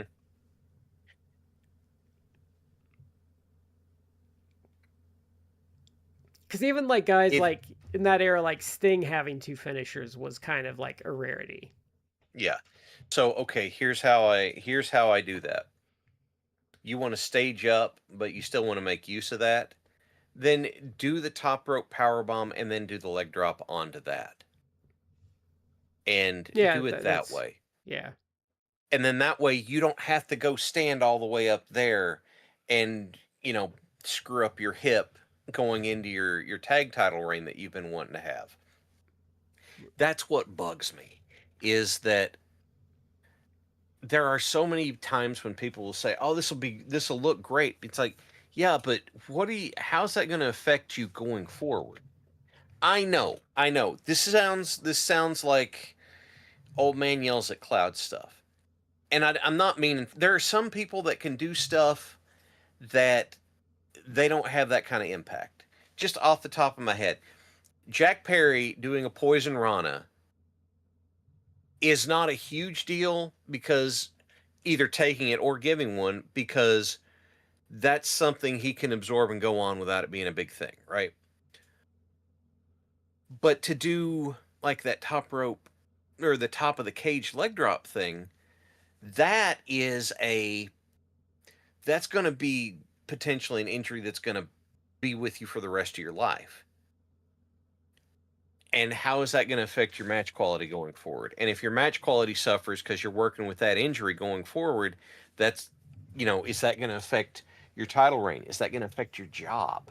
And I'm not saying don't do big spots carefully, I, because I don't want to see people get injured for a near fall, right? Like for overdoing it for a near fall. That's probably a better way of putting it. you know what's another thing I kind of came away from this match thinking I need to watch more of their matches from this era, but I was watching this like, and I'm watching Harris and Storm do their thing, and I was like, why did everyone think Harris was going to be the star if, like, once they went singles? Because I was like, Storm is just a better worker.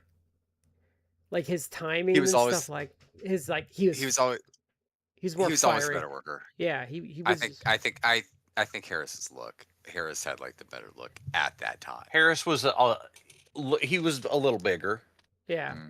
But even in and this then he like went on to be Braden Walker. So but even this like Storm was more charismatic. Like I think he was more interesting, he had more fire.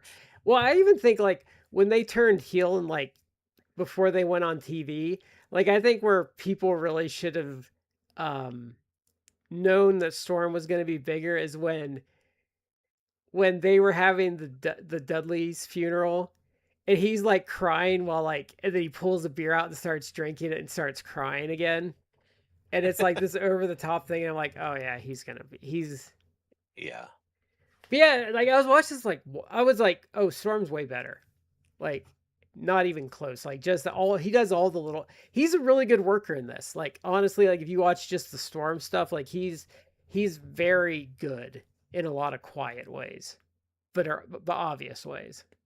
that's what.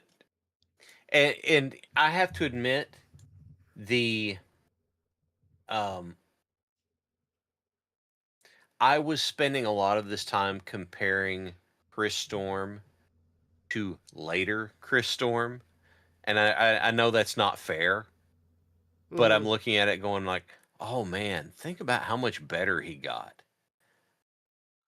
And How old was? it's I'm I curious. don't know, but I'm curious. I want to see how old James Storm was here. Just give me a second. yeah, not Chris Storm. You're Not Chris Storm. God, James what am I Storm. doing? You're getting Yeah, you're okay. So he would have I'm mixing the been two of them together. Yeah. 26 for this match, Okay. and he debuted in '97, so he was 6 years in.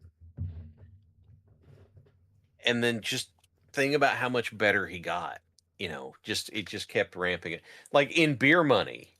Well, I think part of what it is that by the time he got to Beer Money, he also had his look dialed Yeah, in better, because this was what, 2003. yeah. This was 2003. This was time of kind of that baby faced but with a chin strap beard look going on, which Yeah.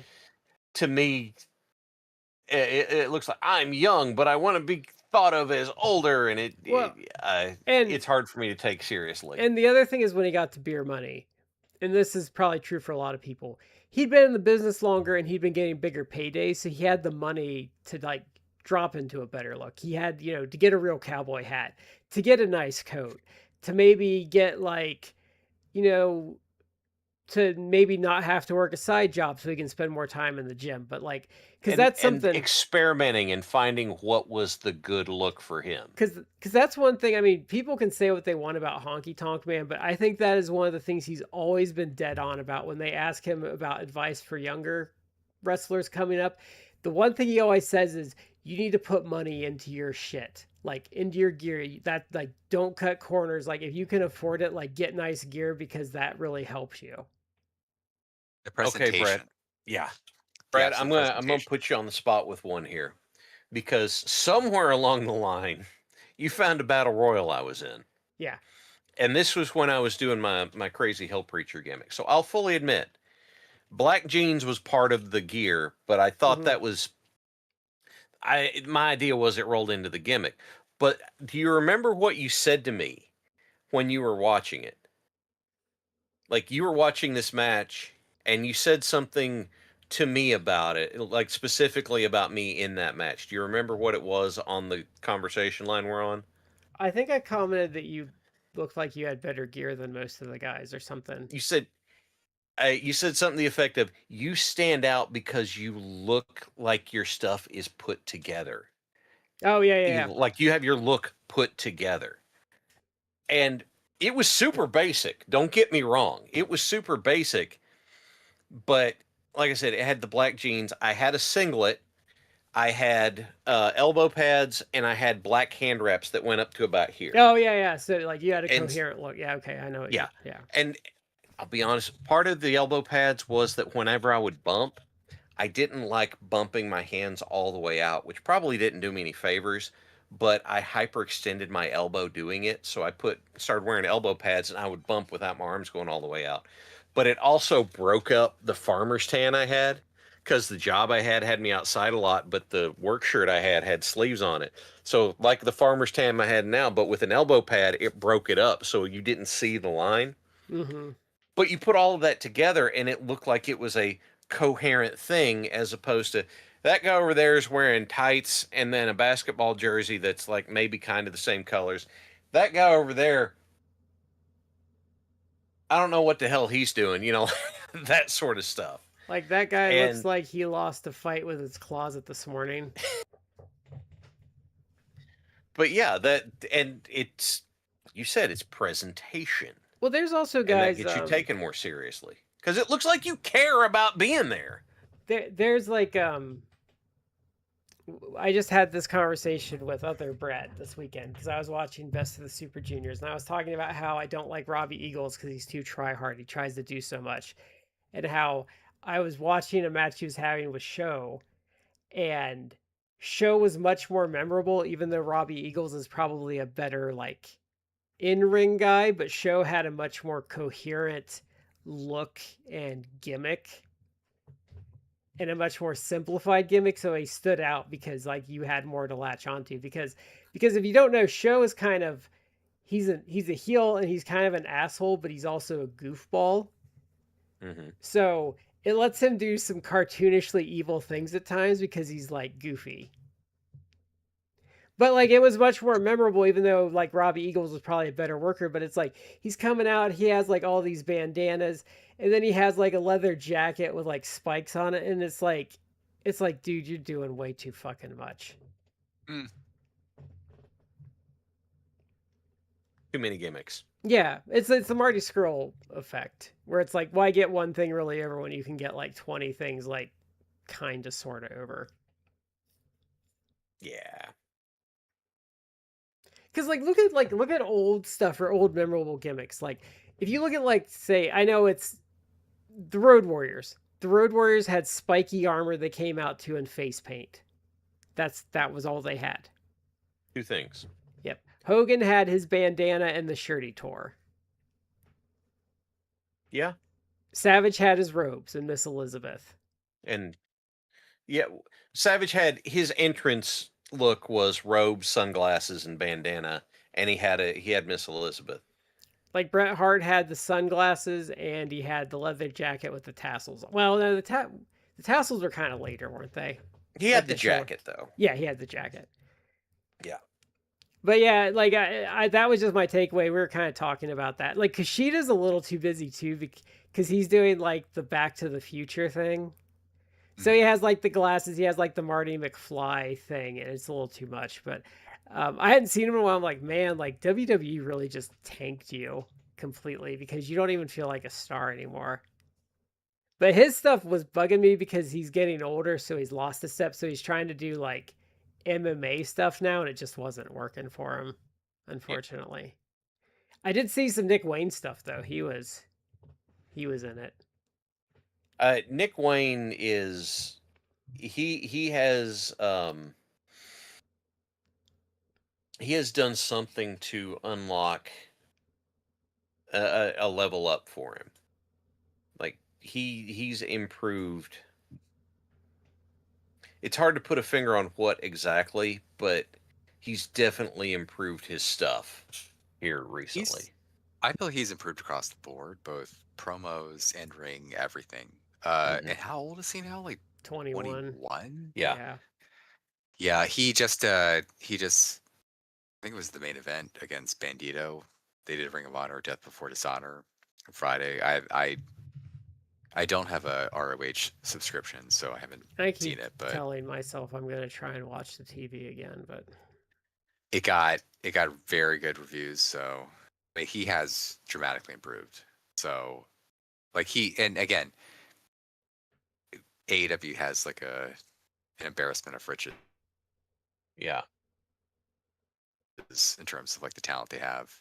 And Nick Wayne's just young. He's been signed to them for like years at this point, but and this is just been this improving to the this point is why where they develop talent better though, because like I said, they sent him off to the best of the Super Juniors. He got to work Mhm, with like some vets, um, just a different array of talent in a different company, mhm, and on shows where he could work long. mhm. So I think that's why their pipeline's a little better right now. And we're like so focused as we should be because they're very present, but that guys like Kevin Knight or Kyle Hmm. Fletcher who are young, like in their 20s, and are obviously going to be big players in the future of AEW in the short term, even like they're probably going to be main event level within the next 2-3 years, if that. It would not shock me if within the next like 2 years or so you're going to see Kyle Fletcher like holding that world Yeah. title. But even guys like that we're focused on. You have guys like Nick Wayne, who again is like 21 and quietly has been like amazing, and it's improved to the point where he's going to get moved into a more prominent role soon enough, probably, and people are going to be shocked, and they shouldn't be because he's been working. He's been doing the work all along. Yeah. Yeah, It's just that he's been like kind of like a back burner type of thing.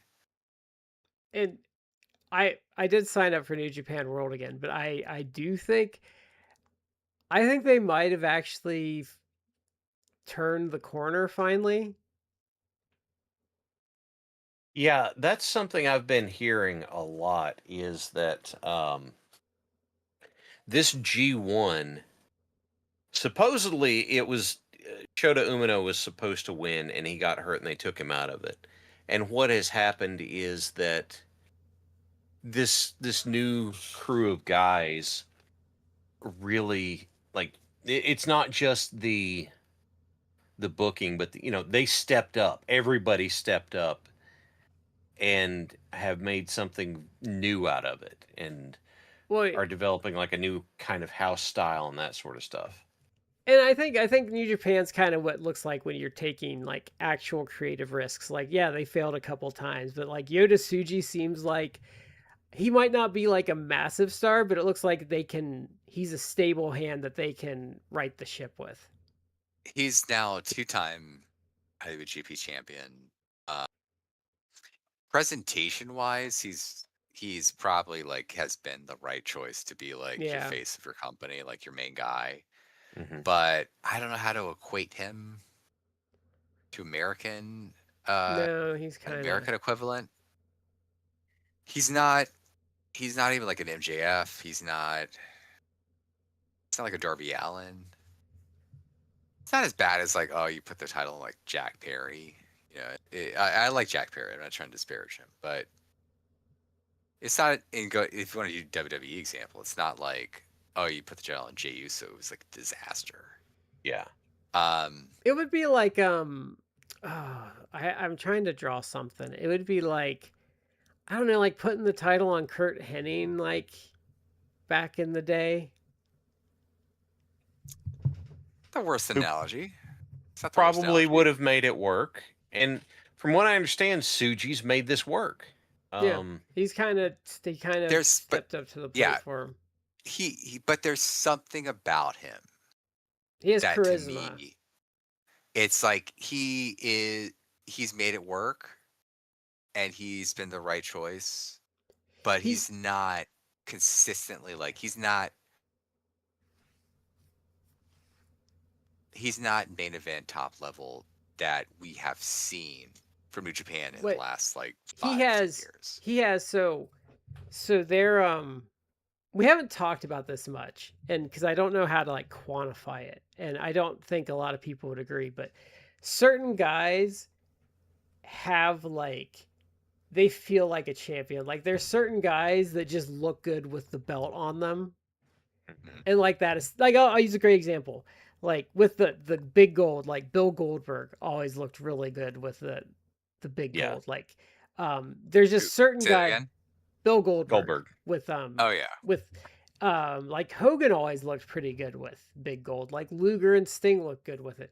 So I think there is a certain caliber of guy that just they they have like I don't know if it's charisma or aesthetic, but they have the aesthetic of a champion. They've got the aura to match Yeah. the spot. Because like if you put like if you gave me like the IWGP title, people would just be like, look at this fucking goof with that fucking belt. You know what I mean? Like Yeah. there you got to make it work. I think it's also knowing it's not just like it looks good with you, but you know the right way to do it too. Because there are Yeah. some folks like Goldberg, Luger, the belt around the waist was the right move. Some guys belt over the shoulders the right move. Some guys fold it up and carry it's the right move. But they figure that stuff out. And apparently, from what I understand, Suji has not only figured that out, but Suji's also made it a point to pick up the banner for the company and carry that. And then you turn around and I know Oiwa was one, and who was the other guy in the final whose name is escaping me? Uemura. Yeah. You are more. Yeah, these guys have gone through and made it a point to take this G1 and make it a this is I'm using this to showcase how I'm defining myself to everybody. And so now in this lots of matches, short time frame, they have cemented their reputation and their stuff with that and like made great use of it. I want And to get that final to do for the show because like they they pretty much did really simple stuff for the final and made it work. yeah, that's they did the meme. Well, They did. Go ahead, Matt. yeah. I mean, Oiwa has got over, headlock. Like, Yep. he got it over, and I haven't seen it, but apparently it was a fantastic match. I mean, I think Meltzer even gave it like 5+ Yeah. stars. But I mean, But he almost did it begrudgingly. Like he was almost like, no, he was well, it's a very different type of match. no, he was pretty excited. The point he and Alvarez were making is the match worked because of the guys doing it, and that you're going to see a lot of indie workers try to do this, and it's going to suck because they're not going to understand what makes it work. But it's not just the headlock. He's literally trying to take the guy's head home as a trophy using a headlock. It's he spent the G1 building up his use of the side headlock. And so it's not like you can just run out there and go do that on the next indie show match and it'll work because it won't because you don't have the background built into it. That's what I meant. Like this G1's been great for that because whenever he first did it, I'm sure everybody's like, really? And then as he keeps doing it, it keeps building into something more and more and more until now it has this reputation in, I don't know what, did you want a month long, 2 months, About 6 month. weeks? Okay. Month, 6 weeks. That in that month, now he's established it. Whereas, if Sunday in 2 weeks, the show I'm working on, somebody's like, well, I'm going to work a headlock the whole match. It's like, I know what you watched, dude, but I don't think you understand why it worked there. Yeah.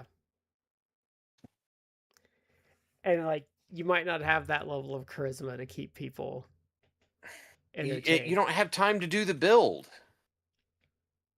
Like, it was Piper and was it Briscoe?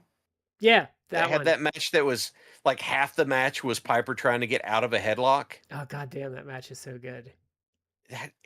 That match, that's the one that I would if someone's gonna start wrestling, I'm gonna be like, come here. There's some stuff you need to see, and this is one of them. And if you can't tell me why it worked at the end of this, watch it again. But And yeah, it I'm illustrates the importance of selling, illustrates the importance of making what you do matter. Yes. But yeah, New Japan, I signed back up. I've been kind of eyeballing it all year, and I think they might actually finally be on the right track to getting back to a good spot for them. Good. I'm All glad to see Japan, more people doing well. all Japan did all Japan things, and they fell off this year because they always fall off. And they've Shun Skywalker coming in, which I'm kind of interested in. In New Japan, I think it's a good idea, but they immediately linked him with House of Torture. Look, It's like, look, it was a monkey's paw wish, okay? meanwhile, by the way, uh, Noah did the predictable thing, and they put the title on Naito, Yeah, that was a which, mistake. which it's like, I'm sure that in the short term, that's a good business Uh, decision because he still has a lot of cachet.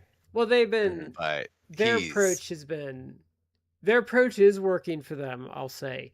But their approach has been we have all this money, we need to get people in the doors, so let's hire a bunch of veterans to put on top. Well, they do have like young guys mixed in, but it's like let's bring in Naito, let's bring in Kenta, let's bring in like the bullet, Anderson and Gallows. Let's bring in these names that are going to draw people in. Like the match quality is going to take a hit, but like we care more about butts and seats. So like it is like the product like wrestling wise isn't as good, but I think they're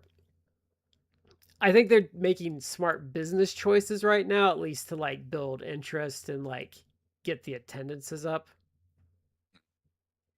That's a hard Use it's a hard place to be in when like you have to like generate interest and you don't have like a lot of name value. Like I think there is a point where you have to like decide like okay, well, how are we going to do this? We have money, like so should we?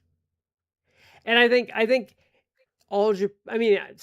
New Japan finally like going with their younger generation and shedding like a lot of those older names has been good for like the smaller companies because they've been able to pick up names.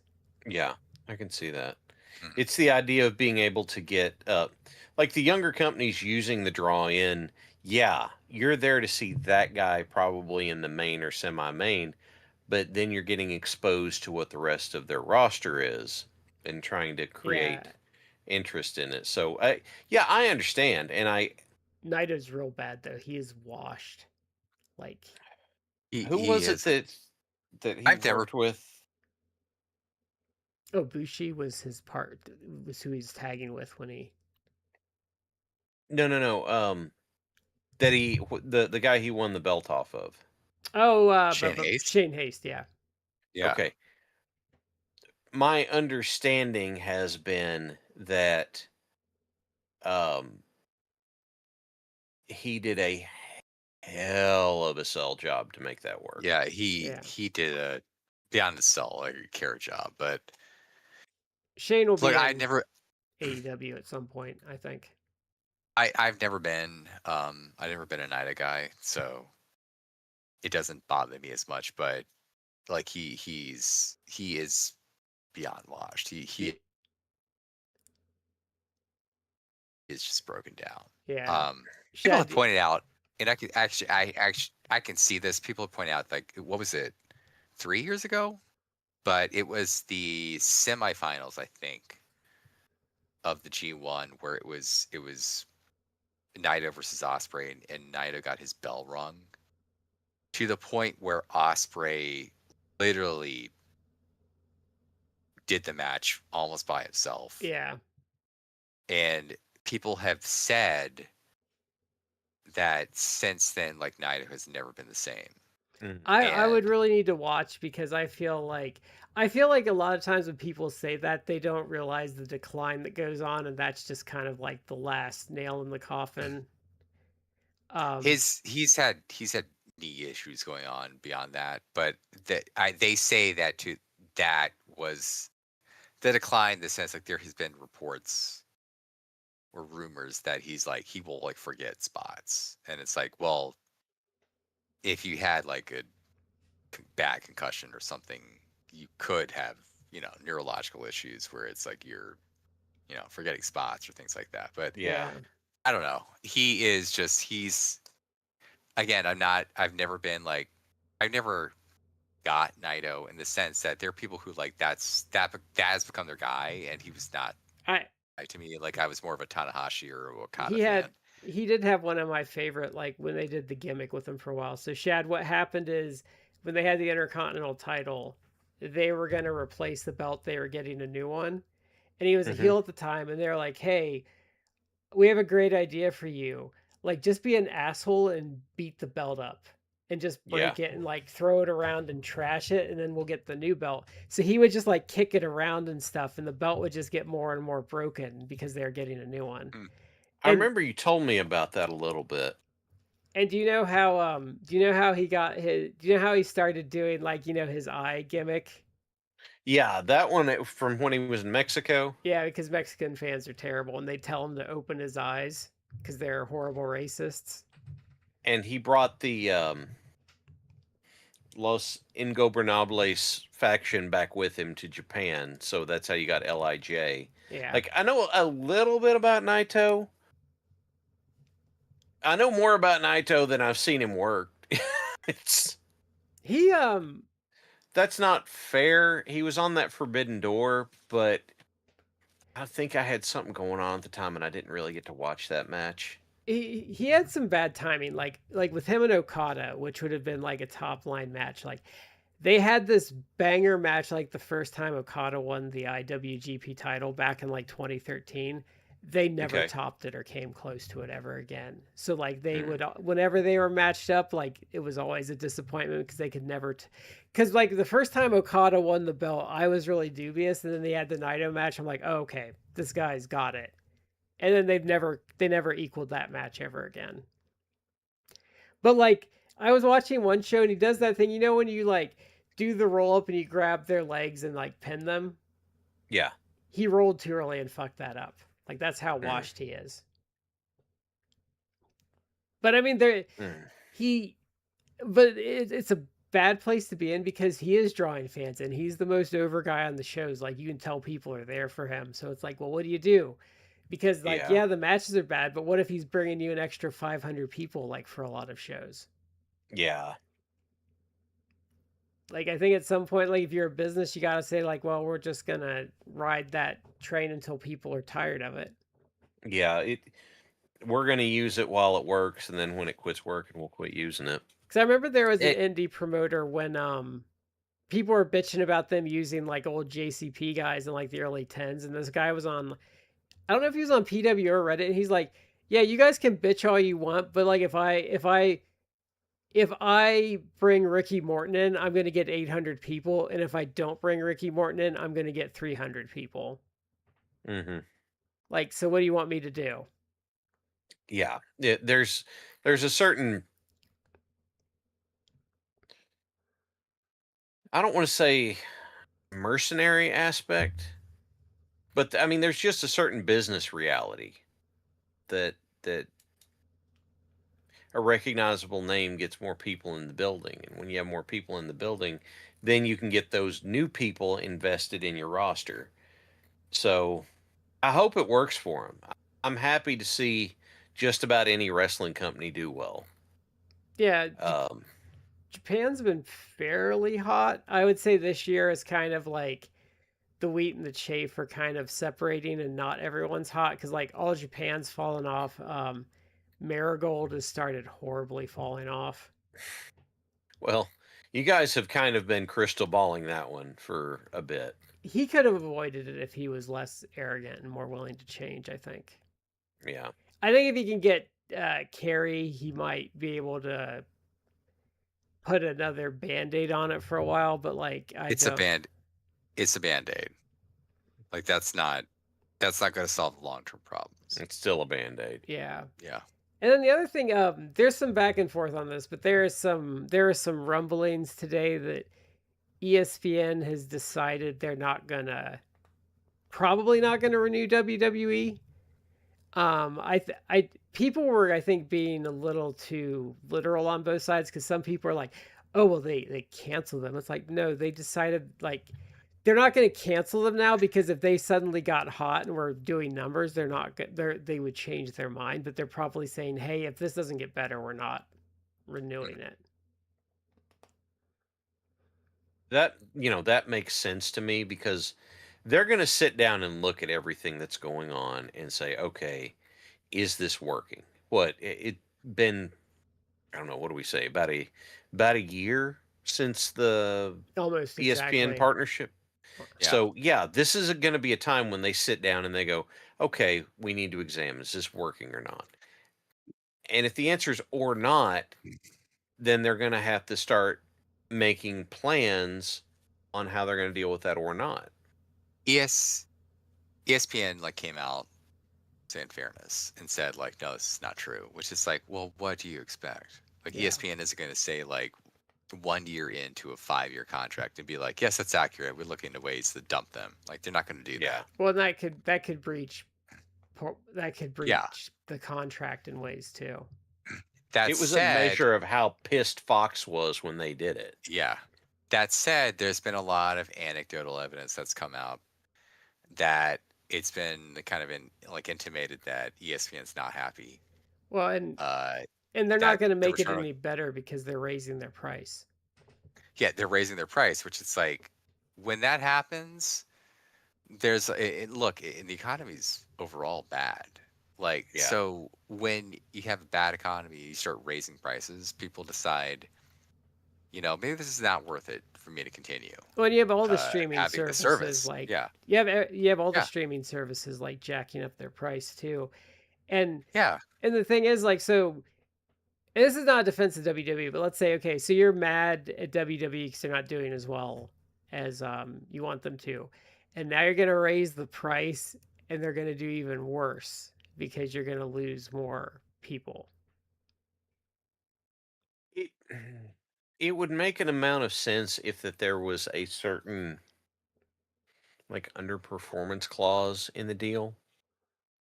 If they said, "Hey, if by this time we don't have a certain amount of whatever performance, then the ability for us to sever this kicks in," I guess.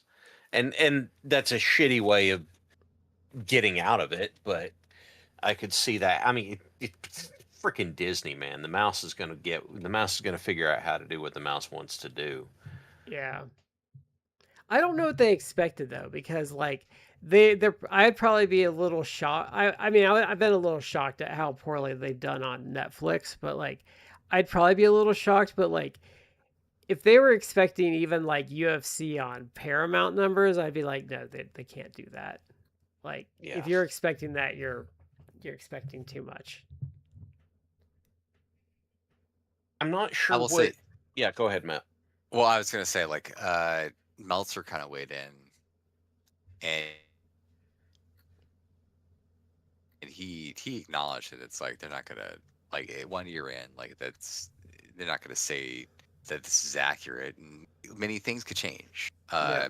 But in fairness, I appreciated this from Dave that he said that he basically said like yeah, like the deal between WWE and ESPN like never made sense because to financially to make it make sense they had to pull in this many subs, and that's not looking like It would that's what has been going on. they So would probably have to pull more subs than the ESPN app has, like total, if I had to guess, for it to make sense.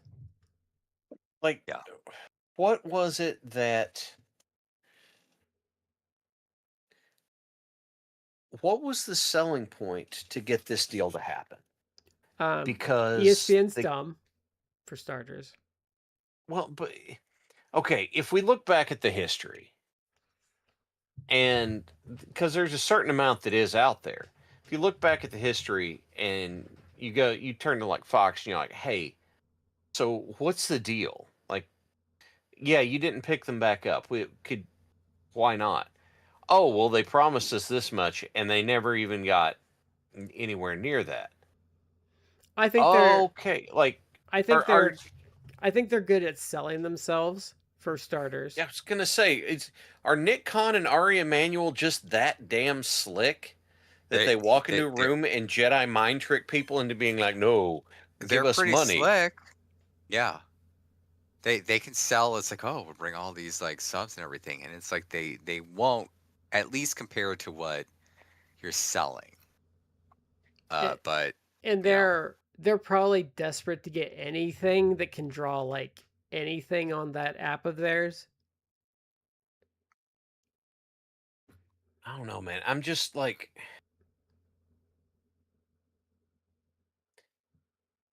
maybe it's just me, but I would have thought that the sharks running the company would be at least on par with the people who come in to try and do this sell stuff. But I don't know. I maybe I'm mean, just wrong. ESPN's not been a well-run company for like a long time.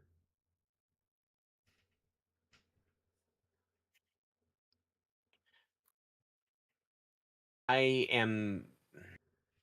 What are the words I want to use here? I am mystified as to how WWE has continued to get the deals that WWE has been getting. I think their Like, name takes them very far, but there's also like it's kind of broken a little bit, but they're like live sports rights has been a bubble for like a decade now, and all of those have mm, been like overpriced. Like even the NBA is like way overpriced. But uh, I think it's gotten caught up in that. Like I think like the name value um even during the Fox one was understandable because like they weren't that far removed of like they could still bring in like 5 million people for like a big show. And I think with their ratings when they signed that deal, like thinking they could get like 3 million people a week wasn't like totally inconceivable at the time. hmm But like I don't get what ESPN sees about it. But just even from like the the price point, like that's where I think it was dumb is like yeah, you're asking their fan base that hasn't been used to paying a ton for it to pay a ton for it again. yeah. And on top Well, of like just joining Netflix, so like now you're asking them to shell out like $60 a month almost, whereas it used to be 10. yeah. And I don't know if this is true or not, but one of the things that I have been led to understand is that advertising for wrestling shows is a crapshoot. I think it's better Like, than it used to be. It's not the instant like downgrade it used to be. right. But my understanding is that it's a crapshoot in that there's no guarantee that even if you put whatever you put on there that it's going to sell. Like if the advertising is going to work for it, and I think that's it's true like, of a lot of stuff ah, now though. yeah, probably so. But it's yeah.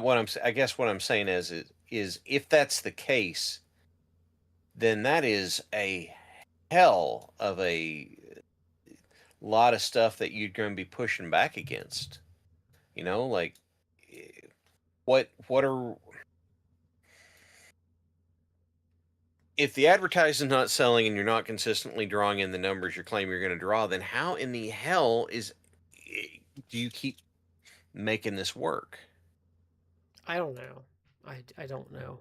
Because like we kind of talked about that with the Netflix deal. Well, honestly, I have some theories about the Netflix deal and that that's not what they wanted to happen.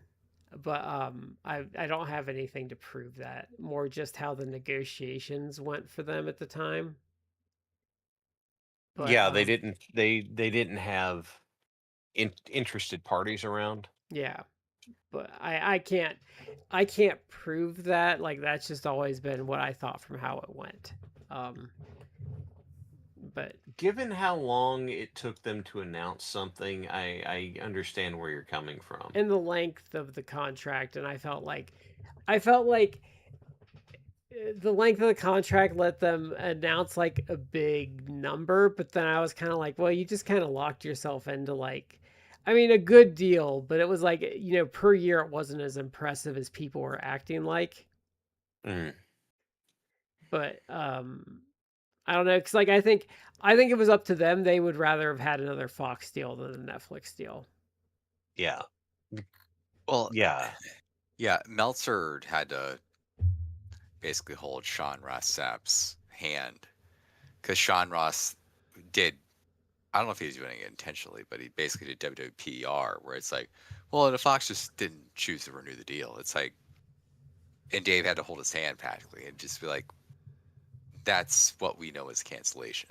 Because it's like, well, WWE, like, they got a better monetary deal for like USA to do SmackDown. It's like, yes, but do you think, especially now, right now with TKO, who it's been established is obsessed with, ESPN mentions and celebrity Yeah. involvement, viral moments and things.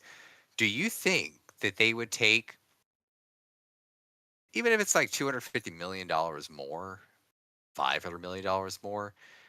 Do you think that they would take a deal with USWA for SmackDown? Well, it pays more to be on a cable show and not get Prime mentioned. time Or would network. they be prime time on a network show, Fox, for SmackDown? They would hands down. And Meltzer has said this, and he's right, that they would hands down be on a network show because the prestige that gives, the Just amount of money that they can the pull access to in ad viewers. revenue. The Yeah. access to Yeah. viewers. I mean, you can Look, see yeah. from when they moved to USA, they lost like I think like half of their audience. Yes. There's when they moved SmackDown to Fox, like at our house we don't have cable. We haven't had cable for 20 years. Like I've got a digital antenna for local stuff, and then the other stuff we get through one streaming or another. Guess what? Um, Aside from the odd Ring of Honor show showing up on one of the broadcast channels on Sunday afternoon, where Jay Lethal had the knee brace like Oh I'm wearing right yeah. now, That all of a sudden there's SmackDown. It's like, well, of course you're going to want that because you're going to have a wider reach. Whereas, as we have said before, the more steps you have to go through to reach something, the fewer people are going to do it. there's a good if someone's watching this and you might like it, Chad. There is a good Josh Strive Hayes video about MMOs and how it loses players, Yeah, and it's kind of like a similar concept of how he's talking about like how every bit of friction you create is someone you lose. yeah, And that's kind of what I think the Netflix thing was. And I just think in general, because we've seen this with other sports leagues, is like there's some like sense of urgency you lose when like sports aren't on like the TV, and hmm then people don't feel the need to watch them as much. they don't feel the need to watch it live, And then and that's yeah, the less they watch it live, then you get to this point where it's like, I guess I didn't really need to watch that one. yeah. Or you saw the score, or someone Yeah, spoiling it for you, and then it's like, well, I just watch the highlights then because it got. Because I usually don't yeah. come back and watch like if I miss like the Reds game or the Bengals, I don't come back and watch it taped. If I miss an episode of Dynamite or Collision, unless there's something really spectacular, I don't typically go back for it. It's not because I don't think it's worth doing, but other days I have other things I'm doing. So, you know, sorry, that's I'm not going to be picking that up Yeah. unless there's something really I really want to see. So, And even that, you can just look at that match. You don't have to watch the whole show. right. Well, I think that is it for this week, unless either of you have anything to say. No, we covered a lot. Yeah, we did. Dolly and Rovert, God rest Dolly Parton. Yeah. match of the week. Yes. An actual angel I according to think I shared with Roger. you guys, or Yeah, the Roger yeah, Ebert thing. Roger Ebert. Both Roger Ebert and Siskel back in the '80s, like decades ago, before they passed away. Their interactions with Dolly, and it's like they literally came off it. It's like I don't know what I just experienced, but it's like I was with an actual angel. Like the fact that they were like just being her presence was healing. It was healing, and it's Bar- Yeah. like, oh my god, like That's yeah, that's the thing is if we sit back and look in America over the last 100 years, it's like are there I can think of maybe two people that we might say, hey, there if we're gonna have American saints, I can think of two mm, people we might nominate, and that's Dolly Parton and Fred Rogers. I don't know. Barbara And Walters was a real bitch to her that one time, though. and she handled it beautifully. And a lot of people hold a grudge against Barbara Walters for that, rightfully. Yeah, because why would you do that? Because You did that either just to be you did that just to tear somebody down, she was being and an it didn't elite. She work. was being an elitist asshole, Yeah, is why. yeah, yeah, it's obviously sad, but the the timeline I've seen is just no one. I haven't seen a bad story about Dolly because it's just story after story after story of her just doing kind and yeah, wonderful things to people when she was a multi millionaire and chose to just give a lot of that money away to help people yeah, in her community in Tennessee, and beyond. yeah. I just read like a little while ago, like a dumb story. I say dumb, but I mean it's heartwarming from Bruce Valanche, where he's like, I did a like years ago, I did a like off Broadway show about Dolly Parton using like some of her songs, and then she was then came to me and it's like I'm gonna do a show using some of those same songs Um, like on Broadway. Like I just worked out a deal to do like a Broadway show, and he's like, well, that sucks. Like I can't do the show yeah, anymore because like you're gonna the same songs, And she's like, well, yeah, I'm gonna do the show, but it's not gonna happen right away. So like you're gonna still run your show for a couple of years. I'm choosing to waive all royalties. So while you still are running the show, yep, I don't need any money from that. Every time you do that show, you don't have to pay me a cent. You do that show and you get as much money as you can because unfortunately, guys do have to end it because I'm doing this show. It's like even things like that. It's like, well, hmm, she's ending their show, but she's like, the fair thing is like you guys make money. You guys make money while I figure out my show and work it out. It's like things that she doesn't have to. She could have been yeah. like a way to put a dick, and it's like, yeah, whatever. She Yeah, sounds those so sad. it's even She, those things. I think that's where you see the real like character of someone. Whereas a situation where no one would have thought any less of her at all, and yeah, she still went and above and she did beyond. it anyway because it wasn't about. I mean, who would have heard that story if Bruce Valanche didn't tell it? Now that she's passed away, right? Like that's not a Yeah. widely circulated thing. But guess what? It's like it's And there's so many of those stories. yeah. So many. Like it's What too your many to count. character is what you do when people aren't looking. Yeah. There was a story I know again I'm reading stories I had no idea about. Like there was a story apparently from the 80s, the early 80s. It was trying to be like this big like a gotcha thing. It's like blind item. Were you guys aware? Like it was a tabloid thing where I guess, and she wasn't the only celebrity, but there was I in the early days. It's like this is so beyond like the current cultural moment thing. Yeah. But in the early 80s, there was a transgender person who was a female to male transgender and underwent gender reassignment in the early 80s, and they were her driver Yeah. amongst other celebrities. They were just like, it wasn't just like dedicated to Dolly, but like they worked for a company and celebrities used them. And it's like, were you aware that your driver is a transgender person? And she came out and it's like, so what? Like, Yeah. I don't care. Like this person's driving me. And she went beyond that. And this is like the beauty of Dolly. it wasn't just like she could have been like, so what? This doesn't bother me, which would have been revolutionary at the time. She's like, look, honey, if I was transgender, if I was a man, I'd be a drag queen. So, Yeah, someone like, asked her. I saw that thing. Someone yeah, asked her a question at a show. Said, "Do you ever wish you would be born a man?" She goes, "Oh Lord, no. I've been a sissy my whole life, and if I was a man, I'd be a drag queen. So I think things yeah, worked out better this way." yeah. And Just an amazing woman.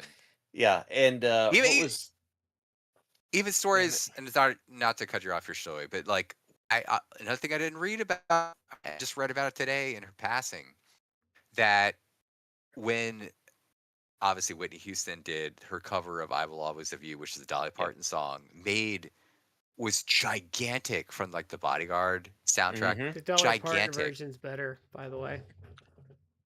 Even so, like the Whitney Houston version made her tens of millions of dollars. And what did she do with that? First off, she was never like, oh, whatever. Like she was like, she made all this money from it, and she took it and she invested it in Tennessee Yeah. and bought basically in the African American section of like in Tennessee, bought like a strip mall and catered it specifically to African American businesses, black owned Yeah. businesses.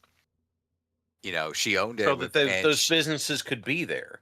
yeah, and she was like, yeah, you know what, this seemed like the right thing to do, and she even said like, I used my proceeds from like the you know f- the royalty money that I got from that because I wrote the song like for Whitney's. Like, I used it and I bought the strip mall So and had black owned businesses like prominently had an opportunity to be in this strip mall and succeed. And she's like, yeah, this is the place that Whitney built. Like, gave her, you yeah, know, full credit on. credit it. So Yeah. another great story that comes out of the story behind the song Jolene is not like true to life stuff, okay? There was a teller at the bank that would flirt with her husband. And it's not like Dolly had anything to worry about, but she crafted a song out of it.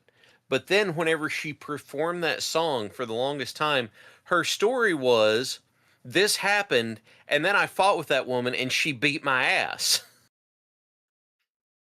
It wasn't even a real story, but what does she do is she would go ahead and make the joke about herself because that didn't throw off on anybody else.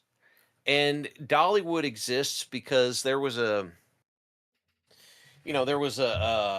think it was called Silver Dollar City because I think Six Gun City's in Branson, Missouri, someplace like that, and it closed down. She opened it up so that there would be jobs in Pigeon Forge, and Pigeon Forge has grown out to this big vacation spot because that was there and people come to it, and now it's turned into a whole tourist economy. I think the estimate I saw said that her opening Dollywood, which now employs 4,000 people, is like an economic multiplier up to the equivalent of like $1.8 billion of annual revenue, or maybe not annual, ever how much.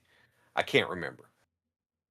But she did that because she was like, folks around here need to be able to work.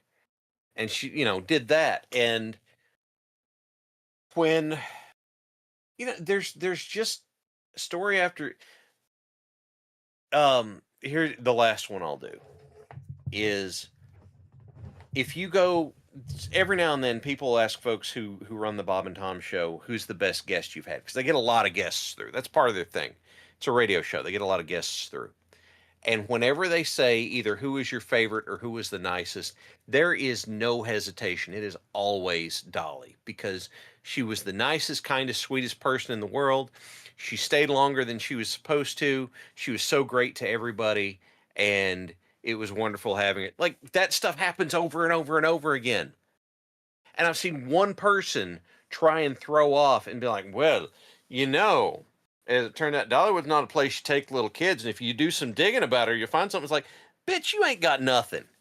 I've been to Dollywood. I took my 2-year-old to Dollywood. You know what I found? I didn't find shit.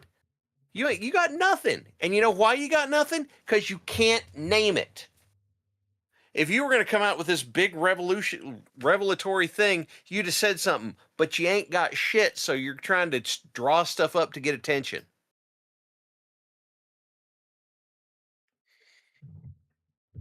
Deep sigh. Well, I think that is it for this week. Hold on. I'm gonna get it. It's been a long day for me, sorry. This has been Matt, Shad, and Brad. There, I got it. Okay, I remembered it. We've been in 3 corners and you've been in the fourth. Thank you for joining us as always, and we will catch you next time.